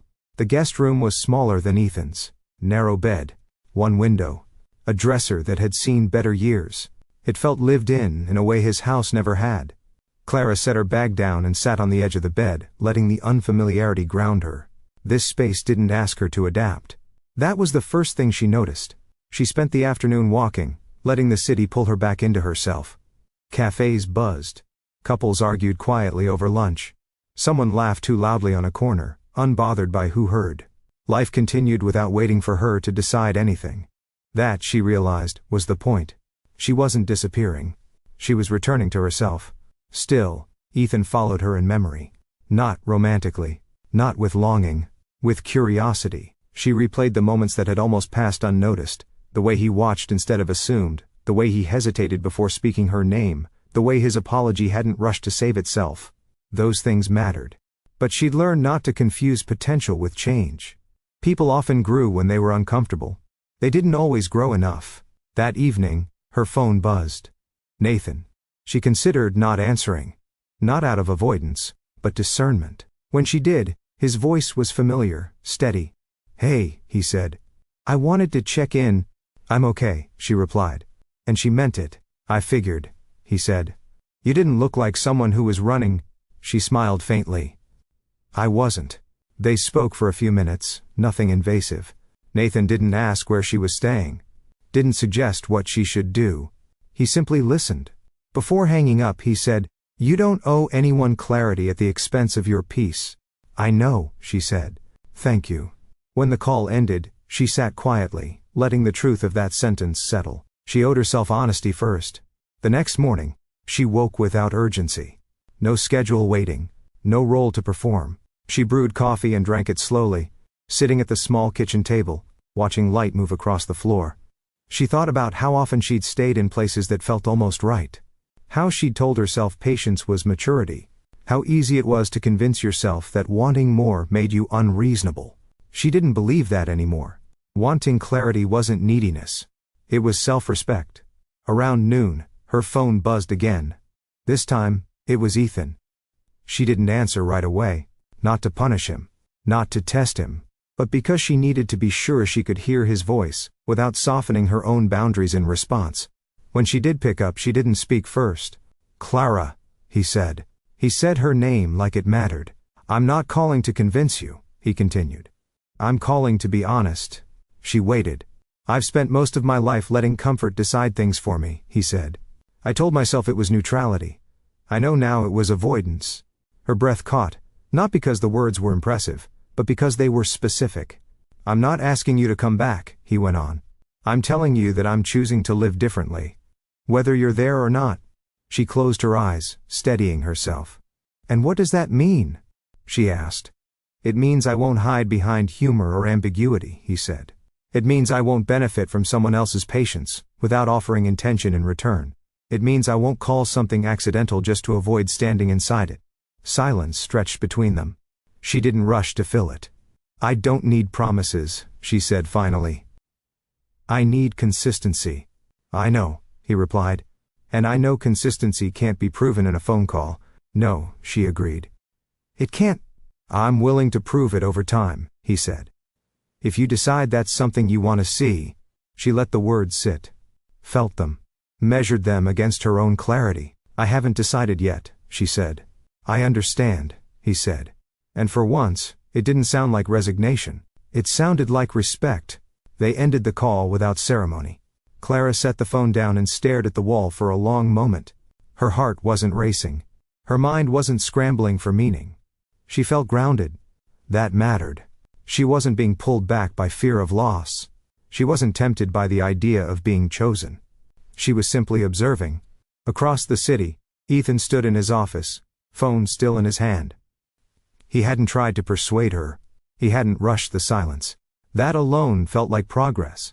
But he knew better now than to confuse awareness with completion. Choosing differently wasn't a moment. It was a practice. That night, Clara wrote in a notebook she'd kept for years, a habit she'd nearly forgotten in recent months. She didn't write about Ethan. She wrote about herself. What she wanted. What she would no longer accept. What patience meant, when it wasn't self-betrayal. When she closed the notebook, she felt something settle. Not hope, not certainty. Alignment. And that, she knew, was the foundation everything else would have to stand on. Whatever happened next wouldn't be accidental. It would be chosen. By both of them. Or, not at all. The first thing Ethan changed wasn't public. There was no announcement. No symbolic gesture meant to be seen. He didn't tell his assistant. He didn't tell Nathan. He didn't even tell himself, not in words. He just stopped taking shortcuts. It showed up in his days quietly, the way real change often did. In meetings where he stayed present instead of delegating difficult conversations. In decisions he used to make quickly that he now sat with longer. Asking who would absorb the impact after he moved on. In the way he resisted the urge to smooth things over when discomfort surfaced. Discomfort, he was learning, wasn't the enemy. Avoidance was. At night the house still felt too large. But instead of filling it with noise, television, calls, distractions, he let the quiet remain. He cooked for himself instead of ordering in. Ate at the table instead of standing at the counter. Rinsed the new mug once, carefully. Then set it down without rushing. He didn't reach for the old one again. Clara didn't return right away. That was the hardest part. Not the absence itself, but the discipline it required not to interpret silence as rejection. He reminded himself daily that respect meant allowing space without trying to control what happened inside it. He sent no follow-up messages. Instead, he lived differently. Clara noticed before she heard. She noticed it in the absence of pressure. In the fact that days passed without Ethan asking where she was, what she was thinking, or when she might come back. The restraint mattered more than any declaration could have. It told her he was finally listening. She went back to work, re-entered routines she'd set aside. Met friends she hadn't seen in months. Reclaimed small pieces of herself she'd been unconsciously shelving. Morning walks, long conversations, afternoons spent reading without checking the time. She didn't miss him in the way she'd once feared she might. She missed the version of herself that had begun to feel visible around him. That distinction mattered. One afternoon, she ran into Nathan unexpectedly at a bookstore. He smiled when he saw her, surprise genuine. "You look steadier," he said. "I feel steadier," she replied. He nodded, approving but not intrusive. "He's changing," he said. "Not as persuasion, just observation." "So am I," she said. Nathan smiled at that. "Good." They talked briefly, then parted without ceremony. Clara didn't ask about Ethan. She didn't need updates. If something was real, it would make itself known. A week later, her phone buzzed. A message this time. Not a call. "I'm hosting a small dinner next Thursday. No assumptions. No labels. Just people who matter. I'd like you there. But only if it feels right to you." She read it twice.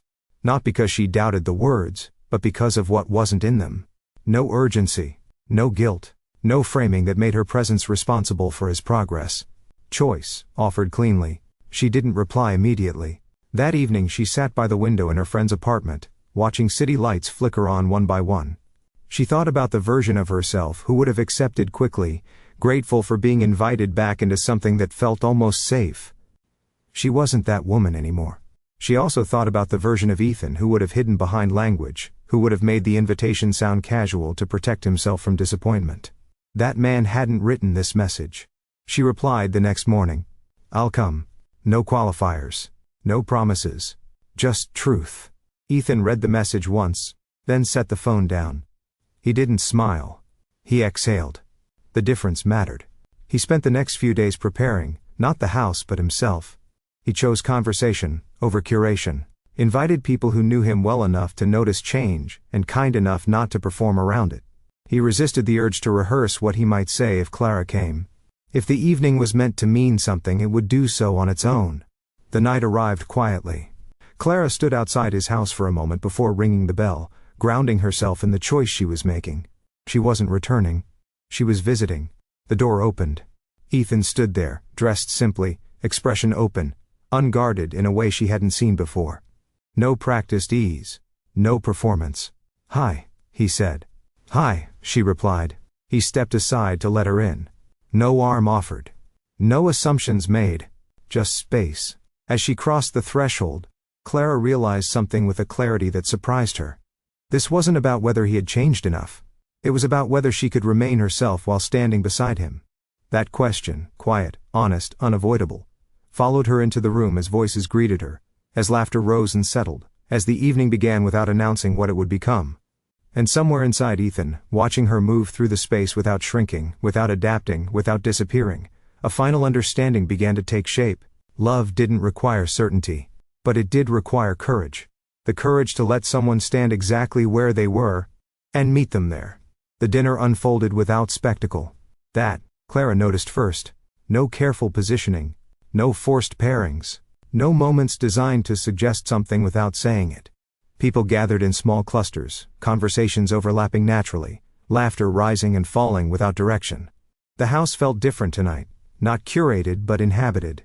Ethan moved through it with a quieter presence than she remembered. He listened more than he spoke. When he did speak, it was measured, intentional. He didn't scan the room for approval. He didn't check whether things were landing the way he expected. He let them land where they did. Clara watched from a distance at first, glass of water in her hand, grounding herself in observation. She noticed how he introduced people by name only. No titles, no qualifiers, no roles, just names, offered cleanly, like facts rather than explanations. When he reached her, he didn't introduce her at all. He simply said, "I'm glad you're here." She nodded. "So am I." That was it. No one looked confused. No one asked questions. The evening didn't require clarification to continue. They spoke later, off to the side near the window, the city lights stretching below them. The conversation wasn't heavy, but it wasn't evasive either. They talked about small things. The food, a book she'd picked up, a story someone had told earlier that made them both smile. Then, naturally, the silence widened. Not awkward, invitational. "I've been paying attention," Ethan said quietly. Clara didn't respond right away. She let him finish. "To myself," he added. "To where I step back instead of forward. To the places I used to call neutral that were really just safe." She studied him. Not searching for cracks, but consistency. "I don't expect you to trust that yet," he continued. "I just want you to know I'm not pretending anymore." She took a breath. "I can see that." That was not forgiveness. It was recognition. They stood there, neither moving closer nor pulling away, holding a balance that felt earned rather than tentative. Clara felt something unfamiliar settle in her chest. Not excitement, not fear, respect. As the evening wound down, people began to leave. Hugs exchanged, goodbyes lingering. When the house quieted again, Ethan didn't rush to fill it. He began clearing plates, stacking them neatly, moving with the same deliberate care Clara had once shown in his kitchen. She joined him without comment. They worked side by side, comfortable in the shared task. At one point, Ethan glanced at her and said, "You don't have to help." She smiled faintly. "I know." The words meant something different now. When the last dish was set aside, they stood there, the night pressing gently against the windows. Ethan turned toward her fully. "I don't know what comes next," he said. "And I won't pretend I do." She met his gaze. "That's honest." "I know what I want to practice," he added. "Being clear. Even when it's uncomfortable." She considered that. "And I know what I need," she said. "Time that doesn't feel like waiting." He nodded. "I can do that." She didn't answer immediately. Instead, she reached for her coat. "I should go," she said. He didn't argue. He walked her to the door, movements unhurried. When she stepped outside, the air cool against her skin, she paused. "This," she said, gesturing back toward the house, felt different. He didn't ask how. He simply said, "It was." She smiled once, then turned and walked away. Ethan watched until she disappeared from view. He didn't follow. He didn't reach for his phone. He stood where he was and let the moment finish forming without interrupting it. Inside, the house felt quieter, but not empty. Across the city, Clara walked steadily, her thoughts clear, her breath even. She wasn't wondering what he would do next. She wasn't rehearsing outcomes. She was noticing something far more important. She didn't feel small around him anymore. Whatever happened next would build from that truth, or it wouldn't happen at all. And for the first time in a long while, that felt less like a risk, and more like peace. Clarity arrived quietly, not as certainty, not as a decision written in stone, but as the absence of confusion. Clara noticed it one morning as she walked to work, the city moving around her in familiar rhythms. The noise didn't press in the way it used to. Her thoughts weren't crowded with second-guessing or unfinished conversations. She wasn't waiting anymore. That realization felt steadier than hope. She had spent years mistaking patience for maturity, thinking that enduring uncertainty was proof of emotional strength. Now she understood the difference.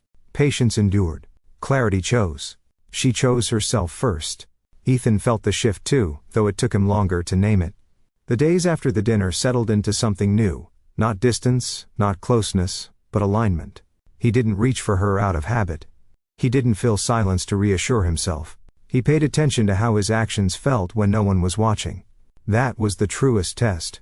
He caught himself once, midway through a conversation with an investor, defaulting to a vague promise meant to keep options open. He stopped, corrected himself, and named the limits clearly instead. The room had gone quiet. The discomfort was immediate. So was the relief. He realized then how deeply he'd trained himself to avoid defining edges. How often he'd used ambiguity as a shield, convincing himself it was strategic rather than fearful. It wasn't. That afternoon, Nathan stopped by again, unannounced. "You look different," Nathan said, scanning him with the casual accuracy of someone who knew where to look. "So do you," Ethan replied. Nathan smiled. "That's because I'm not carrying your uncertainty for you anymore." Ethan huffed softly. "I didn't realize how often you were." "People do that," Nathan said. "They let others hold what they don't want to." Ethan nodded. "She didn't." "No," Nathan agreed. "She didn't." They sat in companionable silence for a moment. "I'm going to talk to her," Ethan said finally. Nathan raised an eyebrow. "To convince her?" "No," Ethan said. "To be clear." Nathan leaned back. "Then you're ready." That evening, Ethan didn't call. He didn't text. He didn't send a carefully worded message meant to prepare the ground. He showed up. Clara was leaving a small cafe near her office when she saw him across the street, standing still, hands in his pockets, waiting. Not pacing. Not watching the door. Just there. Her first instinct was to pause. Her second was to keep walking. She chose neither. She crossed the street. "Hi," she said. "Hi," he replied. He didn't apologize immediately. He didn't explain why he was there. He let the moment exist before asking anything of it. "I wanted to talk," he said. "In person." She studied him for a moment, then nodded. "Okay." They walked together without direction at first, letting the city decide the path. The air was cool, the light fading into early evening. Their steps fell into an easy rhythm that surprised them both. "I've been thinking about what you said," Ethan began. "About not wanting time that feels like waiting." She glanced at him. "Yes. I realized I didn't just make you wait," he continued. "I made myself wait too. I postponed honesty because I was afraid of what it would cost." She listened, attentive but guarded. "I'm not afraid of that anymore," he said. "I'm afraid of repeating the same pattern and calling it wisdom." She slowed, then stopped. He stopped too. "Clara," he said, saying her name fully, deliberately. "I'm not asking you to come back. I'm telling you what I'm choosing." She met his gaze, steady. "I'm choosing clarity," he said. "I'm choosing to name what I feel instead of hiding behind language that protects me. I care about you, not accidentally, not provisionally, intentionally." The word landed between them, intentionally, heavy and unprotected. She took a breath. "And what does that look like?" "It looks like consistency," he said. "It looks like me being present, even when it's uncomfortable. It looks like not benefiting from your restraint without offering my own vulnerability. She searched his face for urgency, for pressure. Found neither. I'm not asking you to decide anything right now, he added. I'm just done pretending I don't know what I want. The silence that followed wasn't empty. It was spacious. Clara felt the truth of his words not in their eloquence, but in their restraint. He wasn't offering promises. He wasn't framing himself as changed beyond recognition. He was offering practice. I appreciate your honesty, she said finally. And I believe you're serious. He nodded. That's enough for now. They stood there, the city moving around them, neither rushing to resolve what didn't need resolution yet. For the first time since they'd met, Clara felt something loosen inside her. Not her guard. Her shoulders.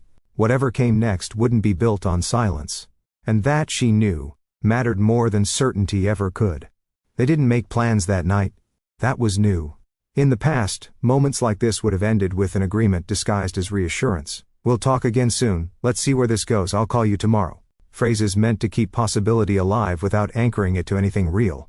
This time, they let the conversation end where it naturally did. Clara walked home alone, her steps unhurried. The city felt familiar again, not like something she had to move through carefully, but something that belonged to her. She replayed Ethan's words. Not obsessively, not skeptically. Just once. Enough to understand their shape. He hadn't asked her to return. He hadn't framed his honesty as a favor. He hadn't rushed her into reassurance. Those absences mattered. At her apartment she set her keys down and leaned briefly against the door, eyes closed. She didn't feel the ache she'd once associated with emotional exposure. No tightness in her chest. No urge to protect herself from disappointment before it arrived. Instead, she felt grounded. That night, she slept deeply. Ethan, on the other hand, didn't sleep much at all. Not from anxiety, from alertness. He lay awake, replaying the moment he'd said the word intentionally. How it had felt to let it exist without cushioning it with humor or qualifiers. How nothing terrible had happened afterward. No collapse. No loss of control. Just honesty, standing on its own. He realized then how often fear disguised itself as sophistication in his life. How easily he'd mistaken emotional distance for maturity, restraint for wisdom. Clara hadn't dismantled those beliefs by arguing with him. She'd dismantled them by refusing to live inside them. The next few weeks unfolded without urgency. They saw each other occasionally, coffee after work, a walk that didn't need a destination, shared meals that didn't carry expectation. They didn't label what they were doing. They didn't need to. Ethan paid attention to consistency the way he once paid attention to metrics. Not as a performance, but as a discipline. He noticed when he felt the urge to withdraw and stayed instead. When he felt tempted to soften truths and chose precision. When comfort invited avoidance and he declined. It wasn't heroic. It was tiring. And that, he learned, was how he knew it mattered. Clara observed without surveillance. She didn't test him. Didn't create scenarios to measure his responses. She simply stayed present to how she felt when she was with him, and how she felt when she wasn't. The difference was subtle, but important. She didn't shrink around him anymore. She didn't monitor her tone, or pace her honesty. She spoke when something mattered. She stayed quiet when it didn't. She let herself be seen without explaining herself into safety. One afternoon, as they sat on a park bench watching children play, Ethan said, "I used to think love was about minimizing damage." She looked at him. "And now?" "Now I think it's about being willing to be accountable for the impact you have." She nodded. "That's closer." "Closer to what?" "To the truth," she said. He smiled, accepting the correction without defensiveness. It wasn't perfect. They still misread each other sometimes. Ethan occasionally pulled back when he felt overwhelmed. Clara occasionally retreated into silence when something touched an old fear. But now, those moments didn't spiral into confusion. They were addressed, talked through, learned from. One evening, months later, they stood in his kitchen again, the same space where this had begun. The mug in his hand was the new one. The counter was clear. The house felt lived in, not managed. He watched Clara move through the room, unhurried, fully herself. "I want to say something," he said. She turned. "Okay. I don't want to rush anything," he continued. "But I want to be clear about where I stand." She waited, not bracing. "I'm choosing you," he said. "Not as an idea. Not as a role. As a person I'm willing to grow with." Even when it's uncomfortable. She studied him, then nodded slowly. Thank you for saying it. Is that enough? He asked. For tonight, she said. He smiled, relieved not by her answer, but by the honesty in it. They didn't make promises they couldn't keep. They made space. And that, they were learning, was how real commitment formed. Not through grand declarations, but through the quiet, repeated choice to show up without hiding. The next chapter of their story didn't feel accidental. It felt earned. And for both of them, that was the first time love hadn't asked them to abandon themselves in order to stay. The change didn't announce itself. It didn't arrive with a ring or a speech or a moment people would later point to and say, that's when everything became real. It arrived the way most lasting things did, through repetition. Through consistency. Through the quiet accumulation of days that didn't undo each other. Ethan noticed it one morning while rinsing the mug. The new one. No chip. No weight that demanded attention through discomfort. Just porcelain, smooth and reliable. He turned it under the water once, deliberately, then set it in the rack. He didn't rush. He didn't linger either. Care, he was learning, didn't need punishment to be sincere. Clara stood nearby, leaning against the counter, flipping through a book she'd brought with her. Not placed carefully. Not hidden away. Simply there, like she expected to be. That expectation still caught him sometimes. Not because it felt presumptuous, but because it felt earned. They had not moved back into the old arrangement. Clara didn't sleep in the guest room when she stayed over. She also didn't leave clothes behind as placeholders for permanence. They were deliberate about where they overlapped and where they didn't. It wasn't distance. It was respect. I have a dinner next week, Ethan said casually, drying his hands. Small one. Work-related. Clara looked up. Okay. I was thinking of going alone, he continued. But I wanted to check in, not to ask permission, just to be transparent. She smiled faintly. I appreciate that. There was no tension in the exchange, no subtext. Transparency had removed the need for interpretation. He noticed how often that was becoming true. In the past, clarity would have felt like pressure. Now it felt like relief. They walked later that afternoon, the city familiar beneath their feet. Clara spoke about a decision she was considering at work. Whether to take on a role that would demand more visibility. Ethan listened, without offering solutions, a habit he'd had to break consciously. I'm not sure yet, she said. But I'm paying attention to how it feels when I imagine saying yes. That sounds like a good way to decide, he replied. She glanced at him. You would have given me a strategy 6 months ago. He smiled. I know. And now? Now I know not everything needs optimizing. She nodded, pleased. Not flattered, just seen.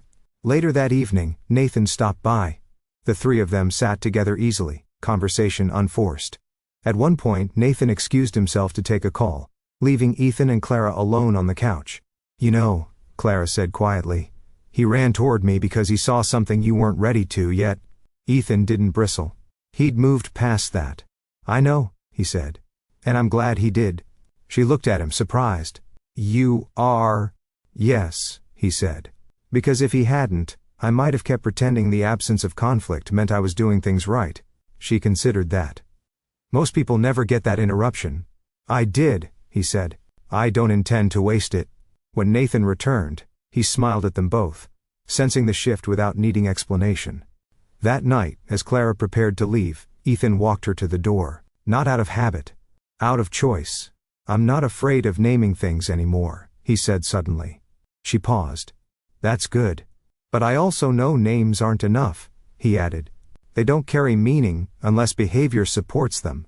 She met his gaze, steady. That's why I'm still here.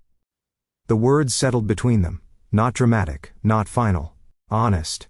As she stepped outside, Ethan felt something unfamiliar and grounding take shape inside him. Not certainty. Alignment. He closed the door behind her and stood in the quiet house, noticing that the silence no longer felt like avoidance. It felt like space. Space he was finally willing to share. They didn't mark the moment when things became theirs. There was no announcement, no agreement signed in language meant to feel permanent. The shift happened the way alignment always did, when effort stopped feeling like proof and started feeling like habit. Clara noticed it first on a quiet Sunday morning. They were in Ethan's kitchen again, light filtering through the windows, the city slower than usual outside. He stood at the counter slicing fruit, movements unhurried, attentive. She watched him without analyzing, without scanning for what might go wrong. That was new. "I've been thinking about something," she said. He didn't look up right away. "Okay. I used to believe love was something you survived," she continued. "Like if you could endure the uncertainty long enough, it would eventually settle into something solid." He set the knife down and turned toward her. "And now?" "Now I think love is something you participate in," she said. "Actively. Without disappearing." He nodded slowly. "I used to think surviving was the same as succeeding." She smiled at that. Not warmly, not indulgently. Honestly. They sat down to eat, the table between them clear. No phones. No distractions. The quiet wasn't performing intimacy, it was simply present. After breakfast, Ethan rinsed the dishes and set them aside. He didn't rush. He didn't linger. He dried his hands and leaned against the counter, watching Clara read the back of a cereal box like it held something important. "I want to ask you something," he said. She looked up. "Go ahead. Do you feel like you're waiting for me?" he asked. "In any way?" The question wasn't defensive. It was careful. She considered it, giving the answer the respect it deserved. "No," she said finally. "I feel like I'm walking alongside you. If I ever start feeling like I'm pausing my life to keep pace with yours, I'll tell you." His shoulders loosened, the relief visible but not overwhelming. "Thank you for asking," she replied. Later that day they walked through the neighborhood, hands occasionally brushing without ceremony. The contact felt natural, not charged, not symbolic. Just present. They passed a couple arguing softly on a corner, voices tight with the strain of something unresolved. Clara felt a familiar echo stir, then fade. She didn't absorb it anymore. She no longer confused someone else's tension with her responsibility to fix it. Ethan noticed her glance and asked, "What is it?" "Nothing," she said, then corrected herself. "Something old. But it doesn't belong to me now." He accepted that without probing. That night, as they sat on the couch watching the city lights through the window, Ethan spoke again. "I know the title people gave us," he said. "The way this started." She nodded. "I know. I don't want our story to be about what it looked like," he continued. "I want it to be about what we chose after." She turned toward him fully. "Then we have to keep choosing." "I know," he said. "Even when it's boring. Even when it's inconvenient." She smiled softly. "Especially then." They didn't move closer. They didn't need to. The space between them felt intentional, not guarded. Weeks passed. Then months. They met each other's lives gradually, thoughtfully. Clara introduced Ethan to friends, who knew her well enough to notice when she wasn't fully herself. Ethan didn't try to impress them. He didn't need to. He listened. Asked questions. Stayed. Ethan invited Clara into conversations he once compartmentalized. About work, about decisions, about fears he hadn't admitted were fears. He didn't ask her to carry them. He asked her to witness them. And she did, without shrinking, without overfunctioning. The word accidental faded naturally, like a phrase no longer needed. When people asked, Ethan introduced Clara by name. Just her name. Nothing more. No one questioned it. One evening, standing in the kitchen where it had all begun, Clara reached for a mug from the cabinet, the new one, and paused. "This one doesn't demand attention," she said lightly. Ethan smiled. "No. But you still handle it carefully," she observed. "Yes," he said. "Because care doesn't have to hurt to be real." She met his gaze, something warm and steady settling between them. They weren't perfect. They still misread each other sometimes. They still had moments where old instincts surfaced, his urge to withdraw, her instinct to self-contain. But now, those moments didn't define the relationship. They were addressed. Named. Learned from. One night, as they prepared for bed, Clara said, almost casually, "I'm glad you didn't chase me when I left." Ethan paused. "I thought about it." "I know," she said. "But you didn't." "No," he replied. "Because I needed to choose you without urgency. And you needed to know you could leave without disappearing." She nodded. That mattered. They turned off the lights and settled into the quiet together. The city humming distantly beyond the walls. This was what clarity felt like. Not dramatic, not guaranteed. Just honest. Just present. Their story wouldn't be told as a fairy tale or a cautionary tale. It wouldn't hinge on a single moment or a clever label. It would be told in the small, repeated choices that followed. In the way he stopped calling love accidental. In the way she stopped accepting almost. And in the quiet understanding that when two people finally met each other without hiding, the result wasn't perfection, it was peace. And that, they both knew, was more than enough. If this story touched something real in you, take a moment to like this video.